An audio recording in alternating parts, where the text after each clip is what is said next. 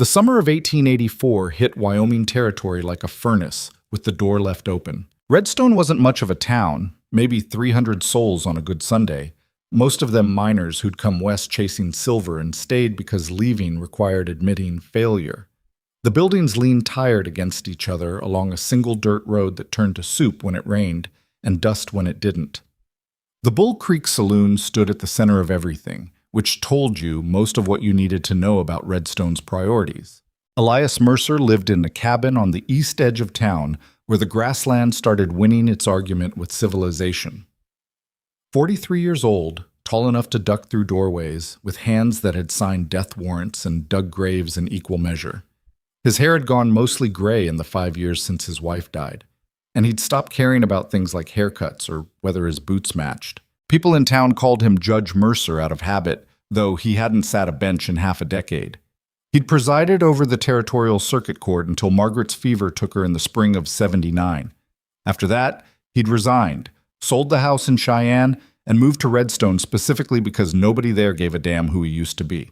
These days he kept books for the mining company, which meant sitting in a hot office adding columns of numbers that never balanced right because somebody was always stealing. He didn't care. The work was simple, paid enough, and required absolutely zero human connection beyond a nod to the foreman on Fridays. Elias had built a life around not feeling anything, and it had been working just fine. Until the morning he took a shortcut behind the Bull Creek Saloon and found 2 children eating garbage. He almost didn't see them. They'd wedged themselves between a rotting barrel and the saloon's back wall, small enough to disappear into shadows most adults wouldn't notice. But something about the way they moved caught his attention, too deliberate, too careful, like animals that had learned the cost of making noise. Elias stopped walking. 2 girls, identical twins, maybe 4 years old, though malnutrition made guessing hard. Filthy dresses that might have been blue once, bare feet black with dirt, hair matted into knots that would need scissors more than a comb. One of them, the slightly taller one, had her arm around the smaller girl's shoulders while they took turns pulling scraps from the barrel. The taller girl's eyes found Elias first. She went completely still, and the shift in her posture made the smaller one freeze too. Neither of them ran. They just stared at him with the flat, evaluating gaze of creatures deciding whether something was predator or prey. "You two okay?" Elias heard himself ask. Stupid question. They were obviously not okay. The taller girl's hand moved slowly to her sister's wrist. The smaller one had something clutched in her fist, looked like a piece of moldy bread. "We didn't steal nothing," the taller girl said. Her voice came out hoarse, like she didn't use it much. "Garbage ain't stealing." Didn't say it was. Elias kept his distance, same way you'd approach a spooked horse. "You got people?" "We got each other." The smaller girl hadn't moved, hadn't blinked, just stood there with her fist tight around that bread like somebody might take it. Elias looked from one to the other. The resemblance was uncanny, same narrow face, same dark eyes, same sharp chin. But their expressions were different. The taller one met his stare with something hard and defiant.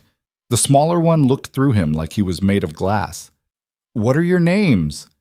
The taller girl's jaw tightened. "Why?" "Because I asked." A long pause.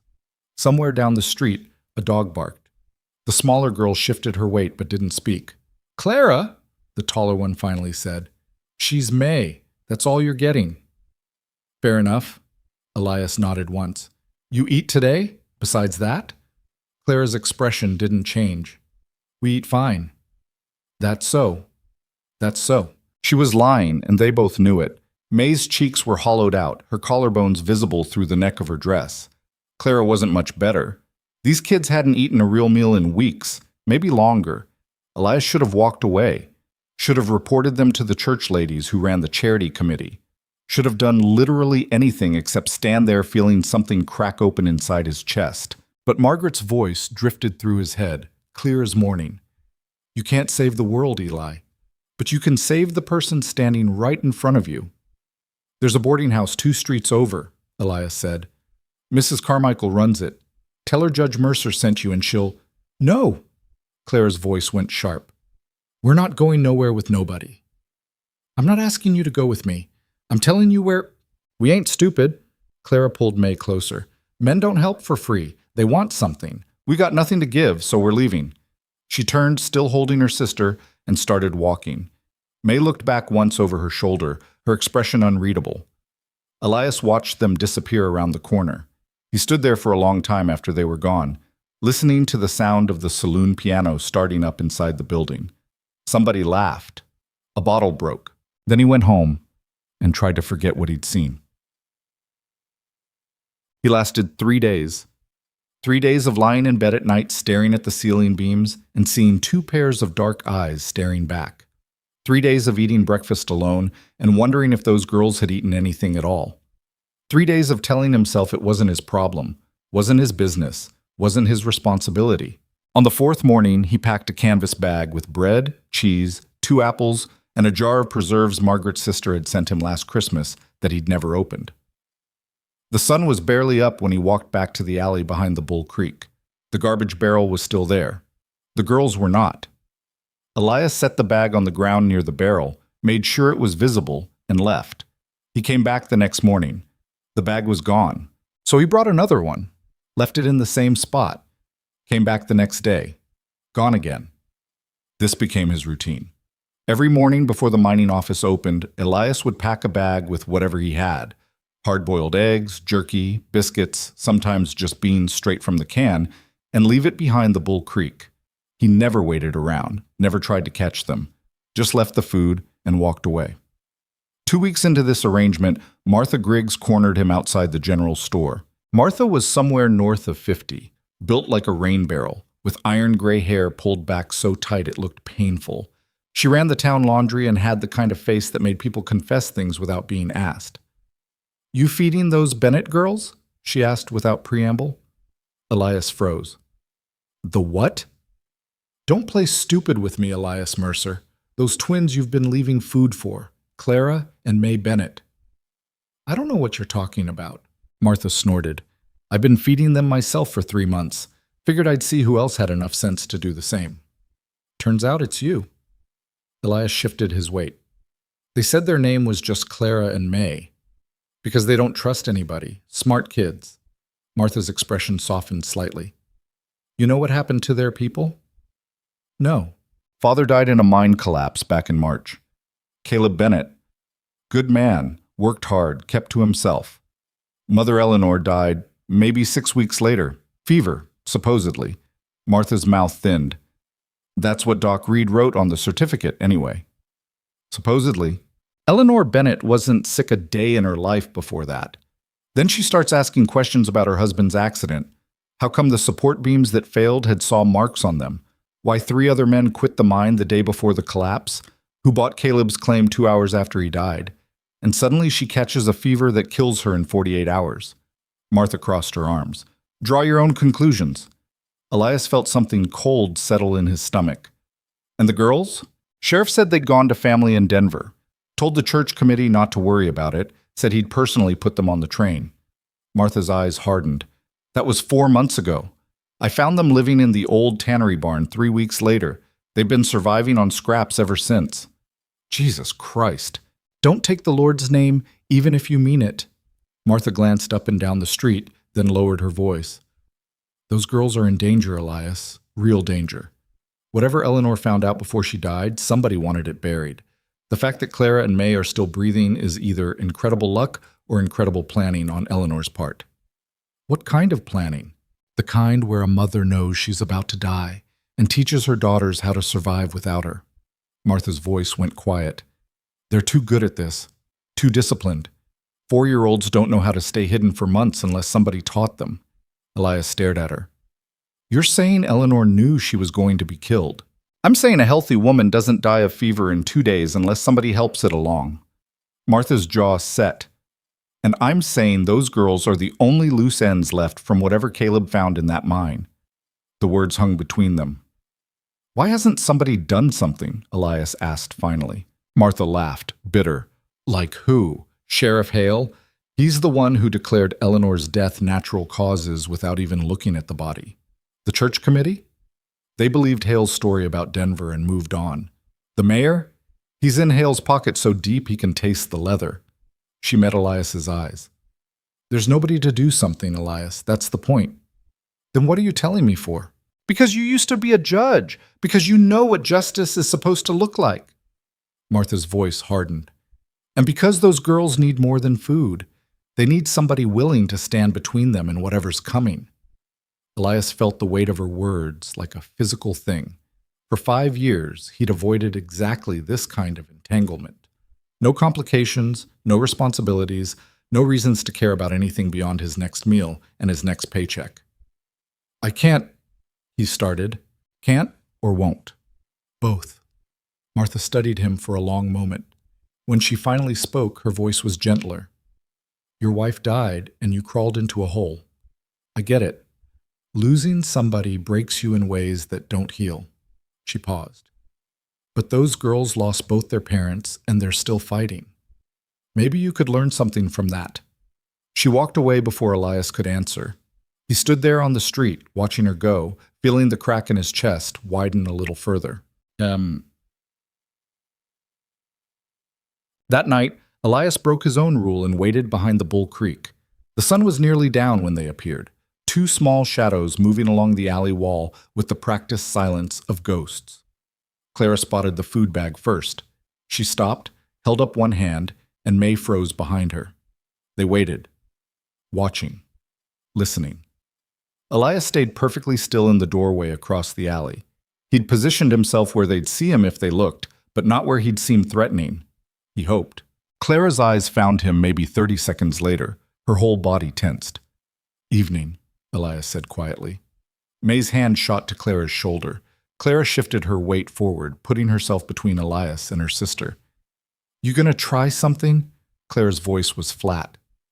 No fear in it, just calculation. No. Then why you waiting here? Wanted to talk. We don't want to talk. I know. Elias kept his voice level. But I need to anyway. 2 minutes, then I'll leave and you can take the food. Clara's eyes narrowed. Talk about what? About keeping you alive. The words landed hard. May's grip on Clara's shoulder tightened. Clara's expression didn't change, but something flickered behind her eyes. Recognition, maybe. Or fear.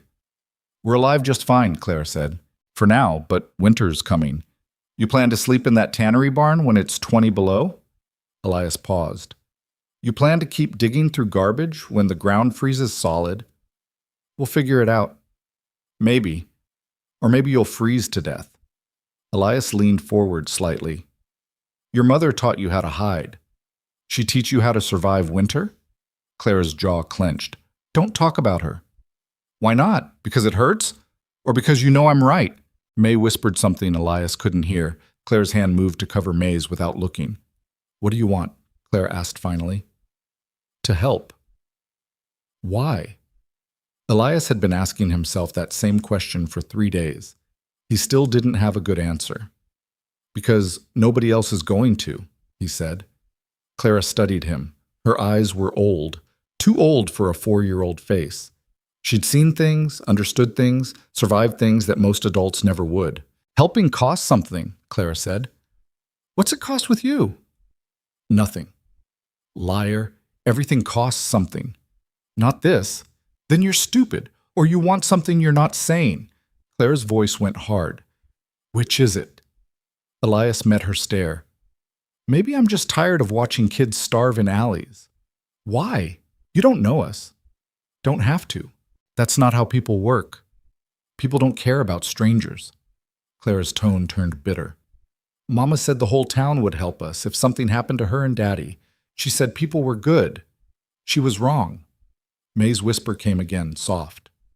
Clara's expression flickered. May wants to know if you knew our mama, Clara said. No, I'm sorry. May's shoulders dropped slightly. But I knew what it was like to lose somebody, Elias added.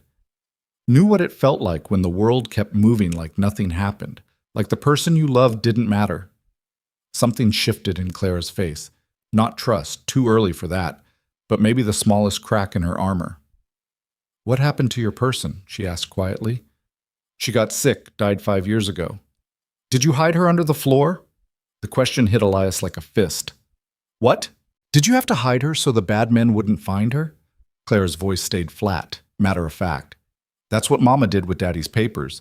She said if something happened to her, we had to keep the papers safe because they were the only thing that mattered.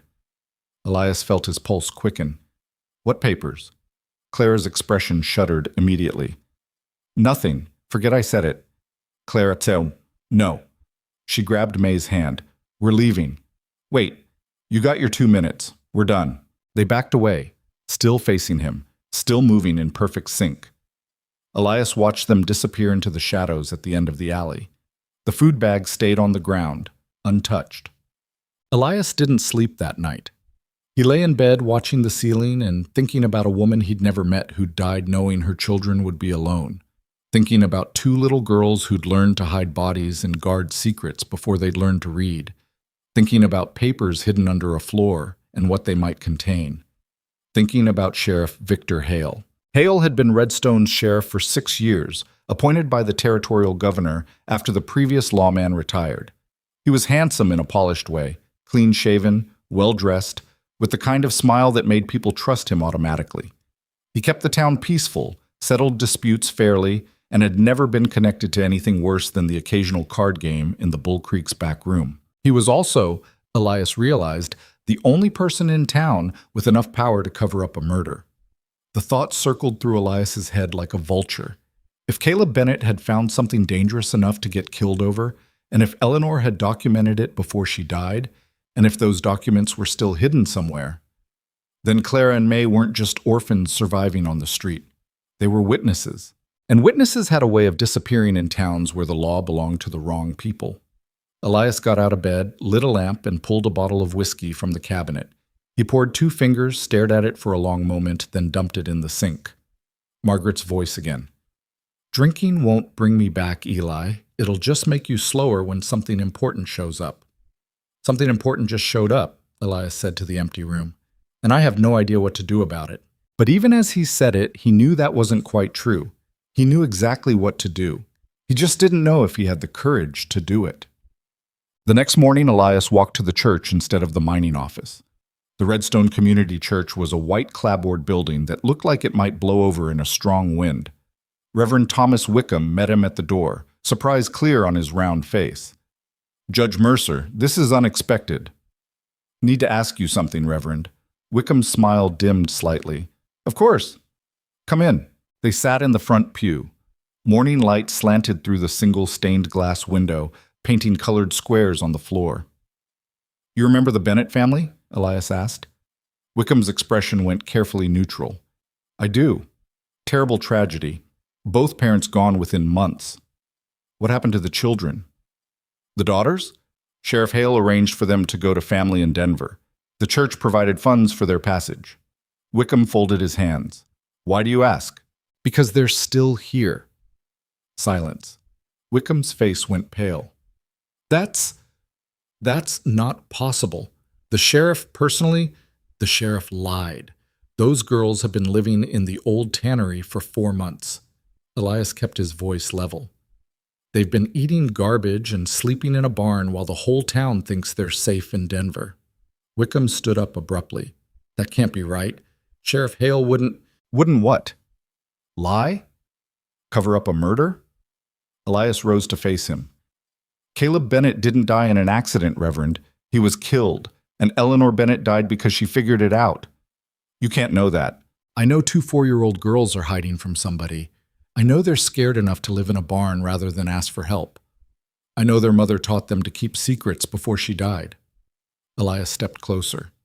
And I know Sheriff Hale told this church those children were safely gone when they were actually starving 20 yards from where we're standing. Wickham's hands trembled slightly. If what you're saying is true, it is true. Then we need to go to the authorities. The authorities are the problem. Elias's voice rose before he caught himself. He took a breath. Hale is the authority here, Reverend. If he's involved, going to him gets those girls killed. Wickham sank back onto the pew. He looked suddenly older, the weight of his failure pressing down on him. What do you want from me? He asked quietly. I want you to tell me if anyone else knew Eleanor Bennett before she died.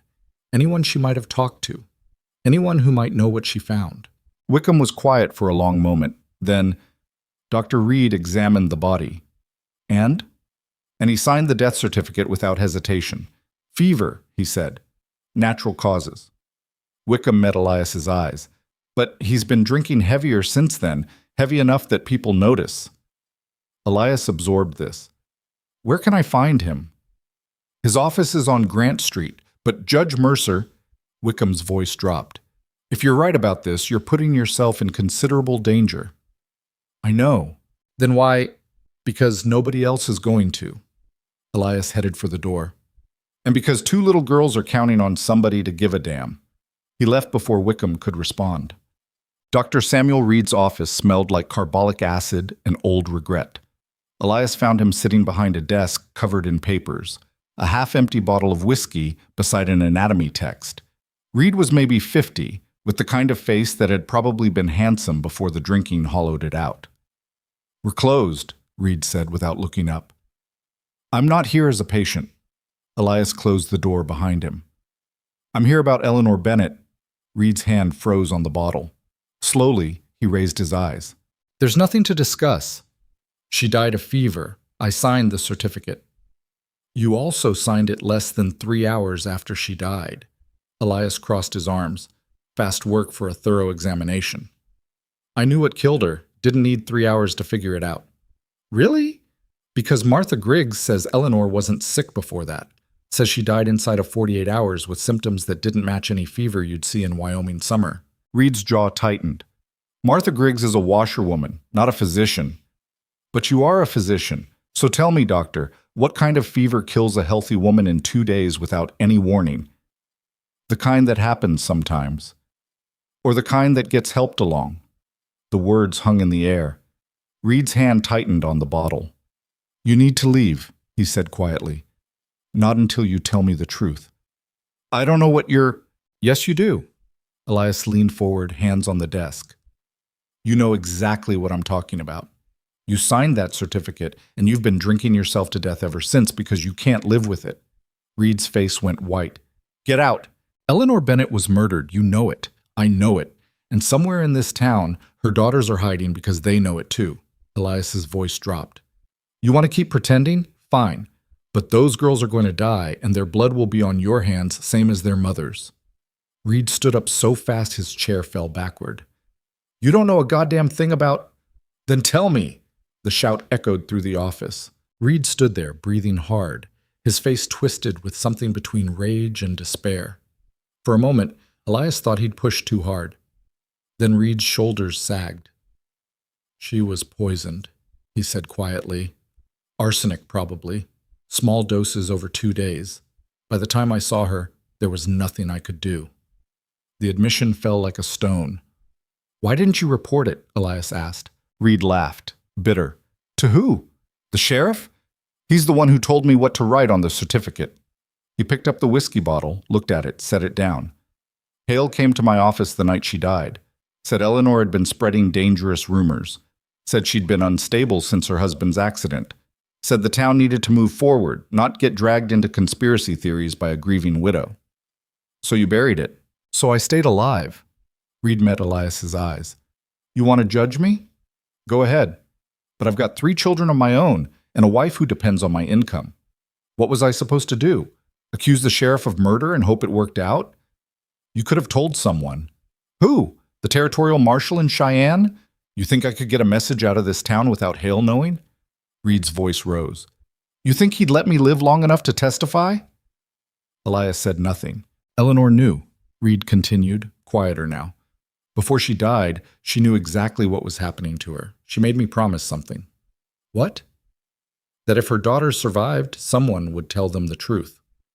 Reed's hands shook slightly. She said Caleb had documented everything. Said the proof was hidden where the girls could find it. Said somebody honest would eventually come looking. Did she say where the proof was? No, just that the girls knew. Reed sank into his chair. I haven't seen them since the funeral. Hale said they went to Denver. I wanted to believe him. They're living in the old tannery barn. Reed closed his eyes. Christ. They've been there 4 months, surviving on scraps, hiding from everyone. Elias paused. Including you. I know. Reed's voice cracked. I know, and I did nothing, and I will have to live with that for the rest of my miserable life. Elias studied the broken man in front of him. Part of him wanted to rage at Reed's cowardice. Part of him understood it completely. The girls mentioned papers, Elias said finally.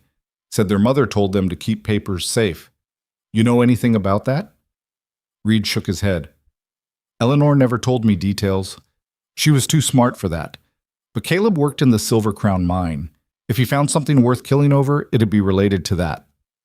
What's special about the Silver Crown? It's owned by the Redstone Mining Consortium. Big operation, backed by investors in Cheyenne. Been buying up claims all over the county. Reed met Elias's eyes, buying them cheap from families who suddenly can't work them anymore. Understanding clicked into place. Because those families keep having accidents. Collapse here, fire there, mysterious illness, bandits on the road. Reed's voice went flat. Lots of ways to convince someone to sell, Judge. Most of them don't require signatures. Elias felt fury building in his chest, cold and focused. And Hale protects the consortium. Hale works for the consortium, has since the day he got appointed. Reed leaned forward. You want to know who really runs Redstone? It's not the mayor, it's not the town council. It's whoever owns the Silver Crown, and they're operating out of Cheyenne, where nobody here can touch them. Then we go to Cheyenne. Reed laughed bitterly. With what? Your word against a sheriff's? 2 little girls who can't testify in court? Whatever papers Eleanor hid, assuming they even exist, assuming you can find them, assuming they actually prove anything, it's not enough. You'll get yourself killed, and those girls will disappear just like everyone else who got in the way. So we do nothing? We survive. Reed's eyes were hollow. That's all anyone can do in a town like this? Survive, and hope you're not next. Elias stared at him for a long moment. Then he turned and walked to the door. Judge Mercer, Reed called after him. Elias paused. If you find those papers, if you actually manage to get them out of Redstone, Reed's voice was barely a whisper. Maybe I could testify. About the poisoning.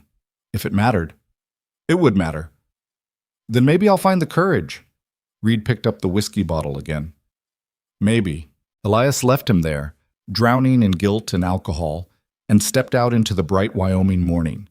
The crack in his chest had opened into something wider now, something that felt almost like purpose.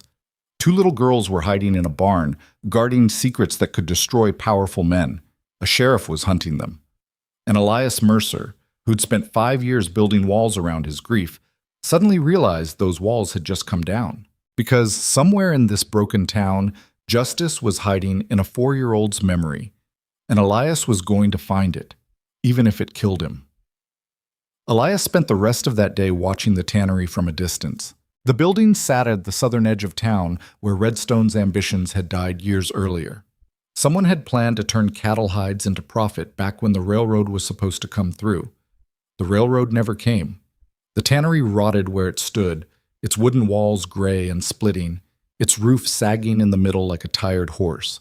Most people forgot it existed, which made it perfect for hiding. Elias positioned himself behind a stand of cottonwoods maybe 50 yards out. The angle gave him a clear view of the main barn entrance and the smaller side door that hung crooked on broken hinges. He settled into the dirt, back against a tree trunk, and waited. Hours passed.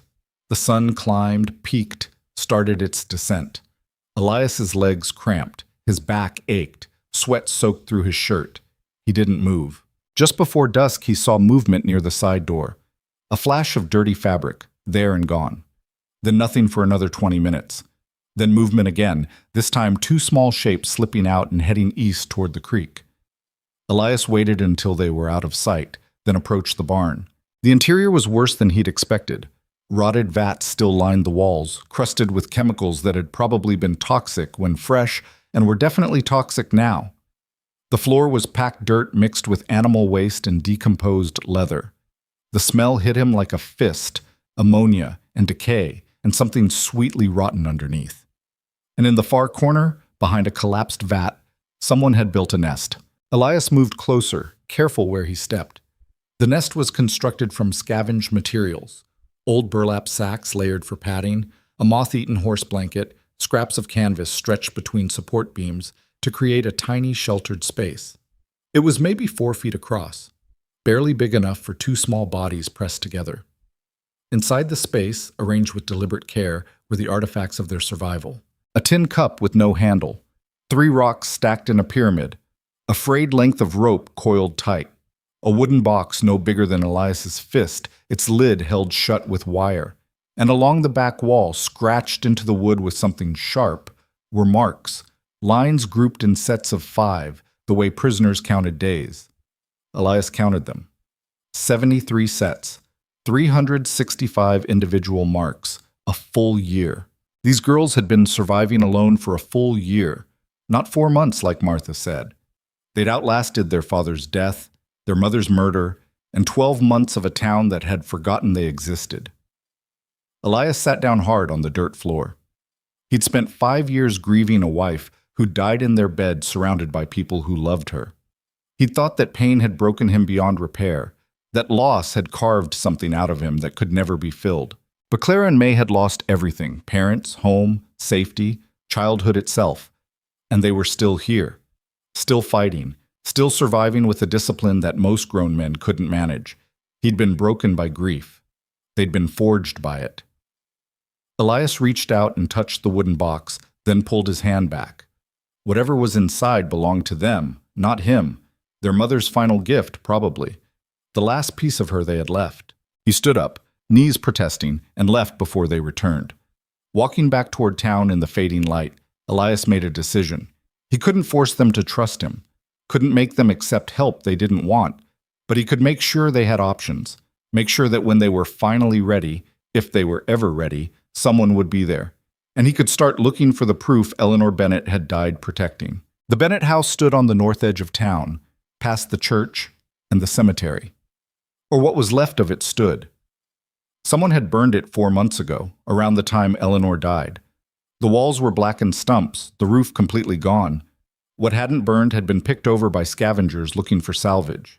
Elias had walked past it a dozen times without really seeing it. Now he stood in front of the ruins as twilight settled over Redstone and tried to imagine where a dying woman would hide evidence. Under the floor, Clara had said. That's what Mama did with Daddy's papers. Elias stepped over the threshold. The interior was open to the sky, exposed beams like ribs picked clean. Ash and debris covered everything. He could make out the rough layout.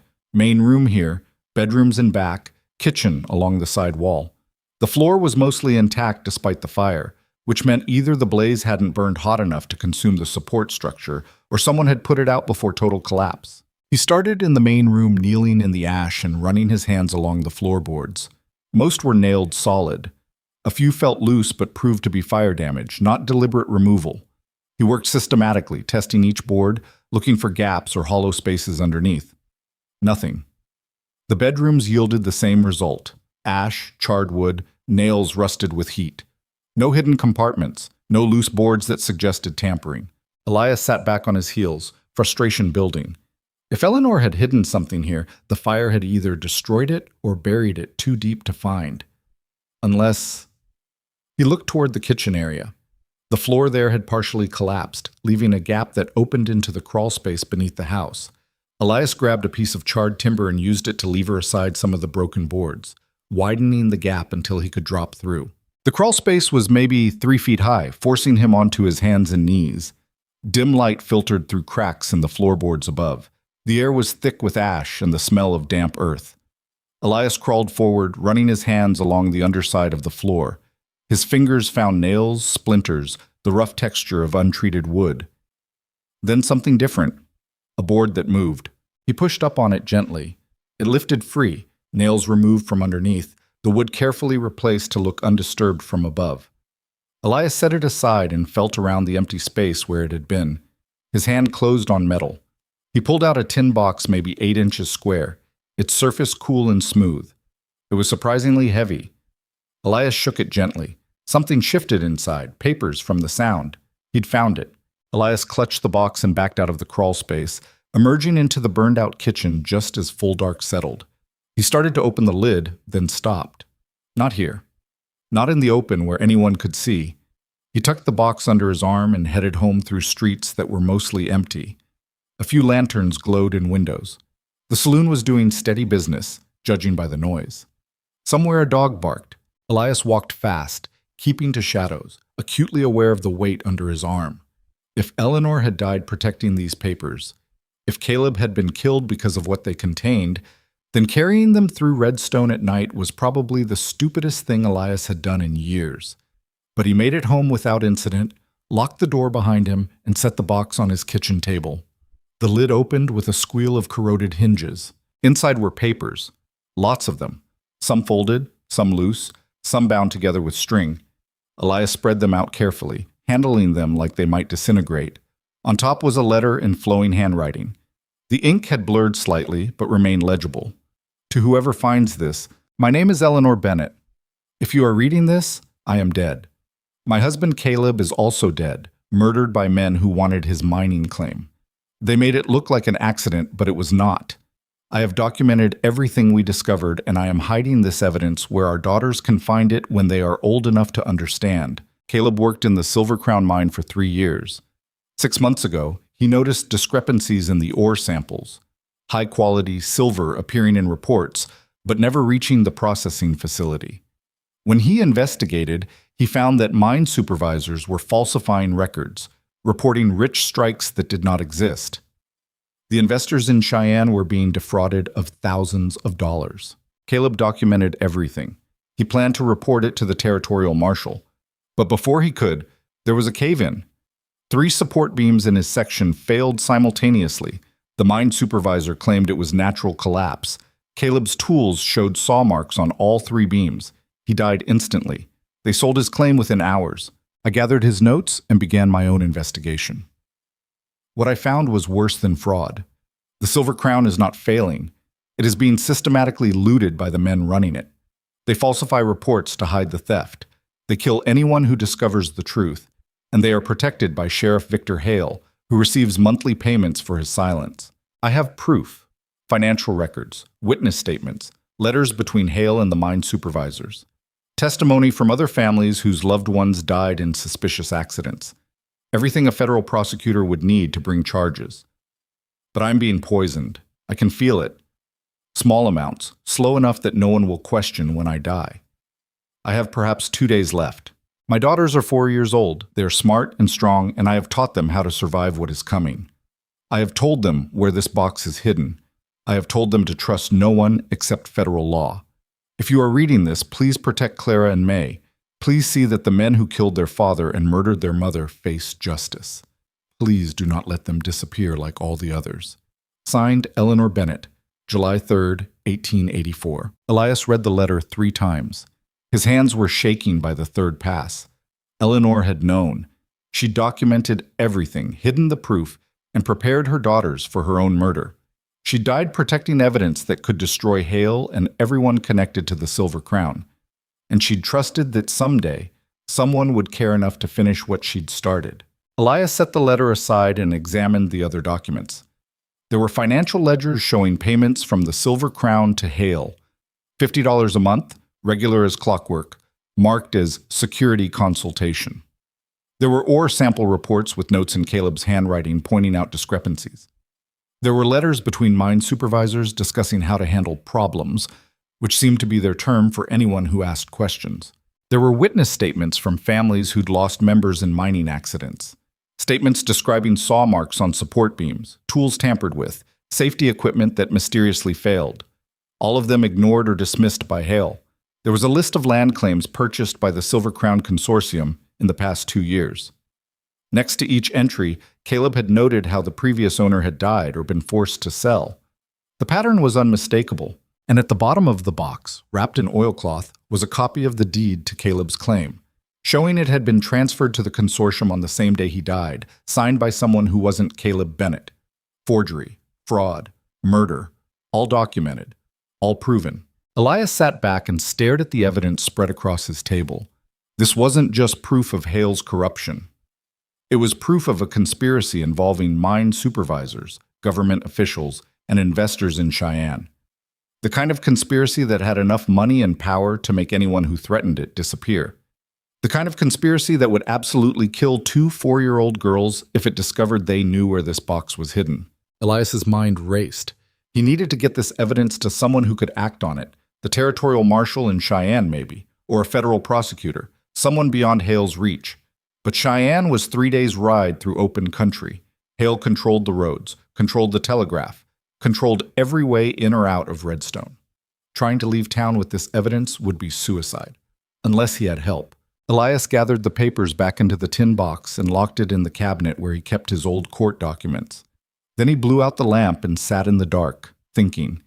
He needed someone who understood what this evidence meant, someone with connections outside Redstone, someone brave enough or stupid enough to take on Sheriff Victor Hale. His mind went to Nathan Cole. Cole was maybe 25, fresh out of some Eastern college, working as a reporter for the Cheyenne Ledger. He'd shown up in Redstone 2 months ago, asking questions about mining safety and land sales. Most people ignored him. Hale had been polite but unhelpful. Cole had stayed anyway, poking around, talking to miners, taking notes in a leather journal he carried everywhere. Elias had assumed he was wasting his time. Now he wondered if Cole had been investigating the same conspiracy that got the Bennetts killed. It was worth finding out. The next morning, Elias tracked Cole to the boarding house where he rented a room. Mrs. Carmichael directed him upstairs with a knowing look that suggested she thought Elias was finally getting back into society. If she only knew. Cole answered the door in shirt sleeves, suspenders hanging loose, hair sticking up like he'd just woken up. His room was a disaster. Papers everywhere, books stacked on every surface, a map of the territory pinned to the wall with notes scrawled in the margins. "Judge Mercer," Cole said, surprise clear on his face. "Didn't expect to see you here. Can I come in?" Sure, sorry about the mess." Cole swept a pile of newspapers off the only chair. "What can I do for you?" Elias closed the door and locked it. Cole's eyebrows went up. "You investigating the Silver Crown mine?" Elias asked. Cole's expression went carefully neutral. "Why would you think that?" "Because I've seen you talking to miners, seen you taking notes, seen the map on your wall with the Silver Crown marked in red, along with every suspicious death in the county." Cole studied him for a long moment. Then he sighed. "Yeah, I'm investigating them." "Why?" "Because people are dying and nobody's doing anything about it." Cole gestured at the map. 5 mining accidents in 2 years, all in claims that got purchased by the consortium afterward. 7 families forced to sell because of illness or debt or mysterious fires. 3 witnesses who were going to testify about safety violations before they disappeared. He met Elias's eyes. "That's not coincidence, that's murder." "Can you prove it?" "Not yet. Everyone's too scared to talk. Hale's got the town locked down tight." Cole crossed his arms. "But I've got enough to make my editor interested. Another month or 2 and I'll have a story that'll bring federal investigators crawling all over Redstone." "You don't have another month." "What do you mean?" Elias made a decision. He pulled the letter from his coat and handed it to Cole. Cole read it in silence. His face went pale. "Where did you get this?" he asked quietly. "Found it hidden in the Bennett house, along with 3 years of documentation proving everything Eleanor claimed." Cole looked up sharply. "You have the evidence?" "All of it. Financial records, witness statements, proof that Caleb Bennett was murdered and Eleanor was poisoned." Elias paused.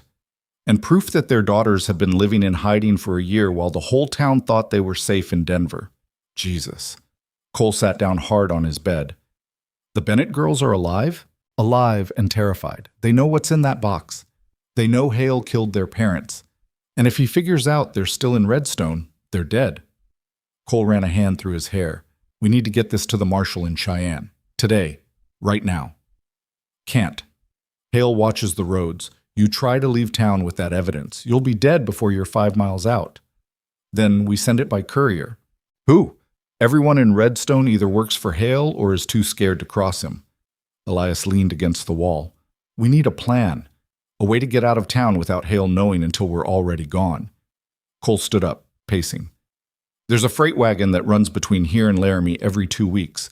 It's due in 3 days. If we could hide in the cargo, Hale inspects every wagon that leaves. He'll find us. Then we go on horseback across the backcountry. He's got riders patrolling the whole county. We'd be spotted before we cleared the valley." Cole stopped pacing. "So what do we do?" Elias had been turning this over in his mind since last night. There was really only one option, and it was insane.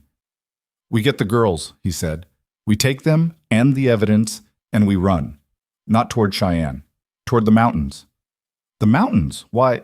Because there's an old canyon passage about 15 miles northeast of here. Used to be a survey route before they found an easier road. It's narrow, dangerous, unmapped. Nobody uses it anymore. Because it's dangerous, Cole repeated. Yeah, but it cuts straight through the range and comes out near Fort Bridger.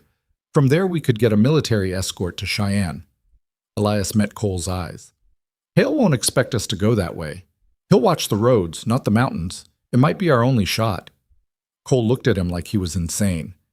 You want to take 2 4-year-old children through an unmapped canyon that's too dangerous for adult travelers to use? You got a better idea? No, but then that's the plan. Elias pushed off the wall. I'll get the girls and the evidence. You get supplies, food, water, blankets, anything we'll need for a week in the wilderness. Meet me behind the old tannery tomorrow night, 2 hours after sunset. Wait, tomorrow? That's not enough time to... It's all the time we have. Every day we wait is another day Hale might figure out what we're doing. Elias headed for the door. Can you do this or not? Cole swallowed hard. Then he nodded. Yeah, I can do this. Good. Don't tell anyone. Don't write anything down. Just get the supplies and meet me tomorrow night. Elias left before Cole could ask more questions. Walking back through town, he felt the familiar weight of a hard decision settling into his bones. This was insane. Taking 2 traumatized children and a green reporter through hostile wilderness with a corrupt sheriff hunting them was beyond insane. It was suicide. But it was also the only way to keep Clara and May alive long enough to see their parents' killers face justice. And somewhere in the past week, without quite realizing it, keeping those girls alive had become the most important thing in Elias Mercer's life. That night, he returned to the alley behind the Bull Creek with his usual food bag, but this time he stayed, waiting in the same doorway as before. The twins appeared right on schedule. Clara spotted him immediately. You again, she said flatly. Me again. Elias stayed where he was. Need to talk. We talked already. This is different. This is important. Clara's eyes narrowed. Why? Because I found the box your mother hid, the one with your father's papers. The reaction was immediate. Clara went rigid. May's hand shot to her sister's arm. Neither of them moved, but the tension radiating off them was palpable. You're lying, Clara said. Tin box. About this big. Elias held up his hands to show the size. Wrapped in oilcloth, hidden under the floorboards in what used to be your kitchen. Your mother's letter was on top. She wrote it 2 days before she died. Clara's breathing had gone shallow. What did it say? That she loved you, that she was sorry, that she'd taught you how to survive because she knew what was coming. Elias kept his voice gentle. That you should trust no one except federal law. May whispered something. Clara's jaw clenched. Give it back, Clara said. That's ours. I know it is, and I will give it back, but first we need to talk about what happens next. Nothing happens next. You give us the box, you leave us alone, we keep hiding. For how long? Another year? 2? 5? Elias leaned forward slightly. Hale doesn't know you're alive yet, but he will. Someone will see you, someone will talk, and the minute he knows, you're dead, both of you. We'll run? Where? You're 4 years old. You can't travel alone, you can't work, you can't defend yourselves. Elias forced himself to say the next part. Your mother died protecting that evidence, Clara. She died believing someone would use it to bring Hale to justice. Hiding until you're old enough to understand isn't enough. By then, everyone who could testify will be dead or bought off. The evidence will be worthless. Clara's face was stone. What do you want? I want to take you to Cheyenne. You, May, the evidence, and a reporter who can make sure the whole territory knows what happened. We leave tomorrow night. We go through the mountains where Hale can't follow. We get to federal law and we make sure your parents didn't die for nothing. No. Clara, but no, we're not going anywhere with you. We're not trusting anybody. People lie. People break promises. People... Her voice cracked slightly. People leave. May had started crying silently. Clara's arm tightened around her. Elias felt something break in his chest. I'm not going to leave you. Everyone leaves. Not me. You don't know that. You're right. I don't. Elias took a breath. But I know what it's like to lose someone. I know what it's like to be alone. And I know your mother trusted that someone good would find that evidence, someone who'd care enough to finish what she started. Why should I believe you're that person? Because I'm the only one standing here asking. The words hung between them. Clara stared at him with those two old eyes, measuring, calculating, trying to decide if trust was worth the risk of betrayal. May whispered again, longer this time. Clara's expression flickered. What's she saying? Elias asked quietly. Clara didn't answer for a long moment. Then, she says you look sad like Mama did. She says sad people don't lie as much. Elias had no idea if that was true, but he didn't argue. Will you think about it? He asked. Tomorrow night, 2 hours after sunset, I'll be at the tannery with supplies and a way out of Redstone. If you come, we leave. If you don't, I'll put the box back where I found it, and you'll never see me again. Clara's jaw worked. And if we come and you're lying, if this is a trap, then you run. You're good at that, better than me. Elias met her eyes. But it's not a trap. I swear it's not. Swearing don't mean nothing. No, it doesn't. Elias straightened up. But it's all I've got. He turned and walked away before she could respond, leaving the food bag on the ground. Behind him, he heard Clara's voice, quiet and fierce. We're not going. May's response was too soft to hear. Elias didn't look back. He'd made his offer. The rest was up to them. And tomorrow night, he'd find out if two terrified children could trust a stranger enough to bet their lives on him. The next day passed like molasses. Elias went through the motions, showed up at the mining office, tallied numbers that didn't matter, nodded at people whose names he'd forgotten. His mind was 15 miles away, planning routes through canyon passages he'd surveyed a decade ago. He left work early, went home, and packed. Not much. A bedroll, spare clothes, dried meat, the tin box wrapped carefully in canvas. He checked his pistol, a Navy Colt he hadn't fired in years, and loaded it with hands that remembered the weight. Then he sat at his kitchen table and wrote a letter to Margaret's sister in Denver. Just in case. Sarah, if you're reading this, I'm likely dead. Please know I died doing something that mattered. There's money in the bank in Cheyenne under both our names. Use it however you see fit. Tell Margaret I'm sorry I took so long to start living again. Your brother, Elias. He sealed it, addressed it, and left it on the table where someone would find it. Then he picked up his pack and headed for the tannery. Cole was already there when Elias arrived, standing in the shadows with 2 horses and a mule loaded with supplies. The reporter looked terrified and determined in equal measure. Got everything? Elias asked quietly. Food for 6 days, water, blankets, medical kit, ammunition. Cole patted the mule's neck. Also brought rope and a lantern in case we need to navigate in the dark. Good. The girls show up yet? Haven't seen anyone. Elias checked his pocket watch. 2 hours and 10 minutes after sunset. They were late. Maybe they weren't coming. Maybe Clara had decided trust was too expensive. Elias was about to say they should wait another hour when he heard it, a soft scraping sound from inside the tannery. He turned. 2 small shapes emerged from the side door. Clara came first, one hand gripping May's wrist, the other holding something small and dark. As they got closer, Elias recognized it, the wooden box from their nest, the one held shut with wire. They stopped about 10 feet away. Clara's eyes went from Elias to Cole to the horses, measuring everything.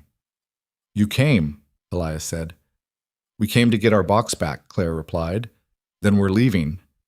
Leaving where? Somewhere else. Not with you. Elias pulled the tin box from his pack and held it out. Clara took 3 quick steps forward, grabbed it, and retreated just as fast. She opened it enough to verify the contents, then snapped it shut.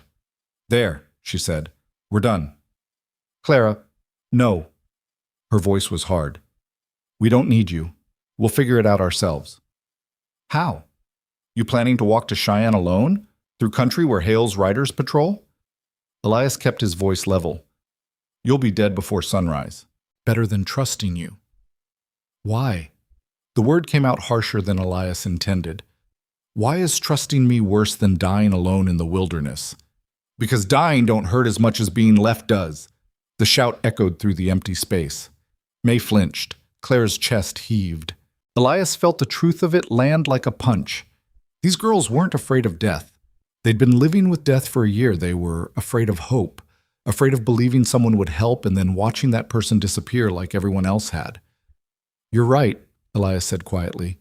"Being left hurts worse than dying. I know." Claire's eyes narrowed. "My wife died 5 years ago," Elias continued. "Fever took her in 3 days.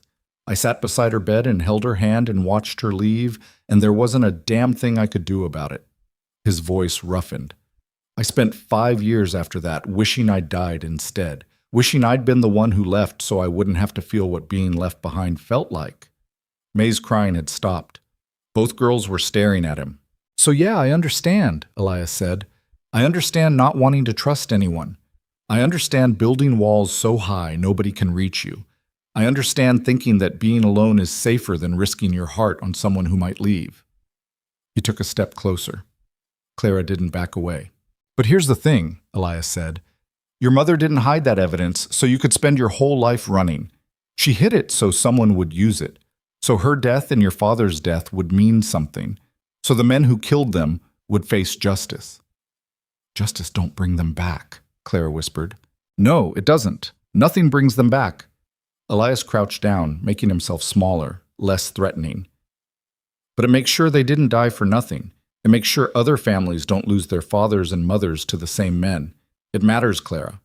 What your parents did matters, and you're the only ones who can finish it." Silence stretched between them. Then May whispered something to Clara, longer this time, more insistent. Clara's jaw clenched. "What if you leave us anyway? What if we go with you and you decide it's too hard or too dangerous and you just go?" "Then you take the evidence and keep running," Elias said.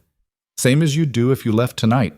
Nothing changes except you'll have had help for part of the journey instead of none of it." "That's not an answer. It's the only answer I've got." Elias met her eyes. "I can't promise I won't die, Clara. Can't promise we won't get caught or lost or worse. But I can promise I won't leave you. Not on purpose. Not ever. Promises don't mean nothing. Then judge me by what I do, not what I say." Elias stood up. "We're leaving in 5 minutes. You can come with us, or you can stay. Either way, I'm not taking that box back. It's yours. What you do with it is your choice." He turned away and started checking the horse's saddle, giving them space to decide. Cole stood frozen, clearly unsure whether to help or stay quiet. Elias jerked his head toward the mule, and Cole busied himself adjusting the packs. 4 minutes passed. Then Elias heard footsteps behind him, small ones. He turned. Clara and May stood there, the tin box clutched between them. "If you leave us," Clara said, her voice shaking slightly, "I'll find you. Don't matter how long it takes. I'll find you and I'll make you sorry." "Fair enough," Elias said. "And if this is a trick, it's not. We'll run, soon as we get the chance." "Okay." Clara stared at him for another long moment. Then, slowly, she held out the tin box. "You carry it," she said. "We're too small." Elias took the box carefully, like it was made of glass. "I'll keep it safe." "You better." May stepped forward and, without warning, grabbed Elias's hand. Her palm was tiny and filthy and trembling. Clara saw it and her face crumpled slightly. Then she grabbed Elias's other hand. They stood like that for a moment, 2 little girls and a broken widower, holding on to each other in the darkness. Then Elias cleared his throat. "We should go. Long ride ahead." He lifted May onto the horse first, then Clara behind her. They settled into the saddle like they'd done this before, which they probably had with their father. Clara's arms went around May's waist automatically. Elias swung up behind them, one arm around both girls to keep them steady. Cole mounted his own horse and took the mule's lead rope. "Ready?" Elias asked. Clara's only answer was to grip May tighter. They rode out of Redstone under a moonless sky, heading northeast toward mountains that looked like teeth against the stars. Behind them, the town slept on, unaware that the evidence capable of destroying it was already gone. And in front of them, the wilderness waited, dark and vast, and utterly indifferent to whether they lived or died. But for the first time in a long time, Elias Mercer wasn't riding alone. And somehow, that made all the difference. They rode through the night with the kind of silence that comes from fear and exhaustion in equal measure. Elias kept the pace steady, but not punishing, letting the horses find their rhythm across terrain that shifted from grassland to scrub to rocky inclines as they climbed toward the foothills. The girls stayed quiet behind him, their small bodies pressed against his back. Claire's arms locked around May like she was afraid her sister might disappear if she let go. Cole followed 20 yards back, leading the mule, occasionally glancing over his shoulder like he expected to see riders bearing down on them. Elias didn't blame him. The exposed feeling of riding across open country with Sheriff Hale somewhere behind them made his shoulder blades itch. Around 3 a.m, May started to sag. Elias felt her weight shift, heard her breathing go deep and rhythmic. "She's asleep," Clara whispered. "Good. You should sleep too." "Can't. Someone needs to watch." "I'm watching." "You might fall asleep." "I won't." Clara was quiet for a moment, then, "How much farther?" "To the canyon?" "Maybe 4 hours at this pace." "And through the canyon?" "Depends. If we're lucky, a day. If we're not." Elias didn't finish that sentence. If they weren't lucky, they'd be dead in the canyon and the question wouldn't matter. Clara must have understood because she didn't push for details. She just held May tighter and kept her eyes on the darkness around them. By the time dawn started turning the eastern sky gray, they'd reached the base of the mountain range. The terrain had gotten rougher, loose rock, steep inclines, patches of scrub pine that offered minimal cover.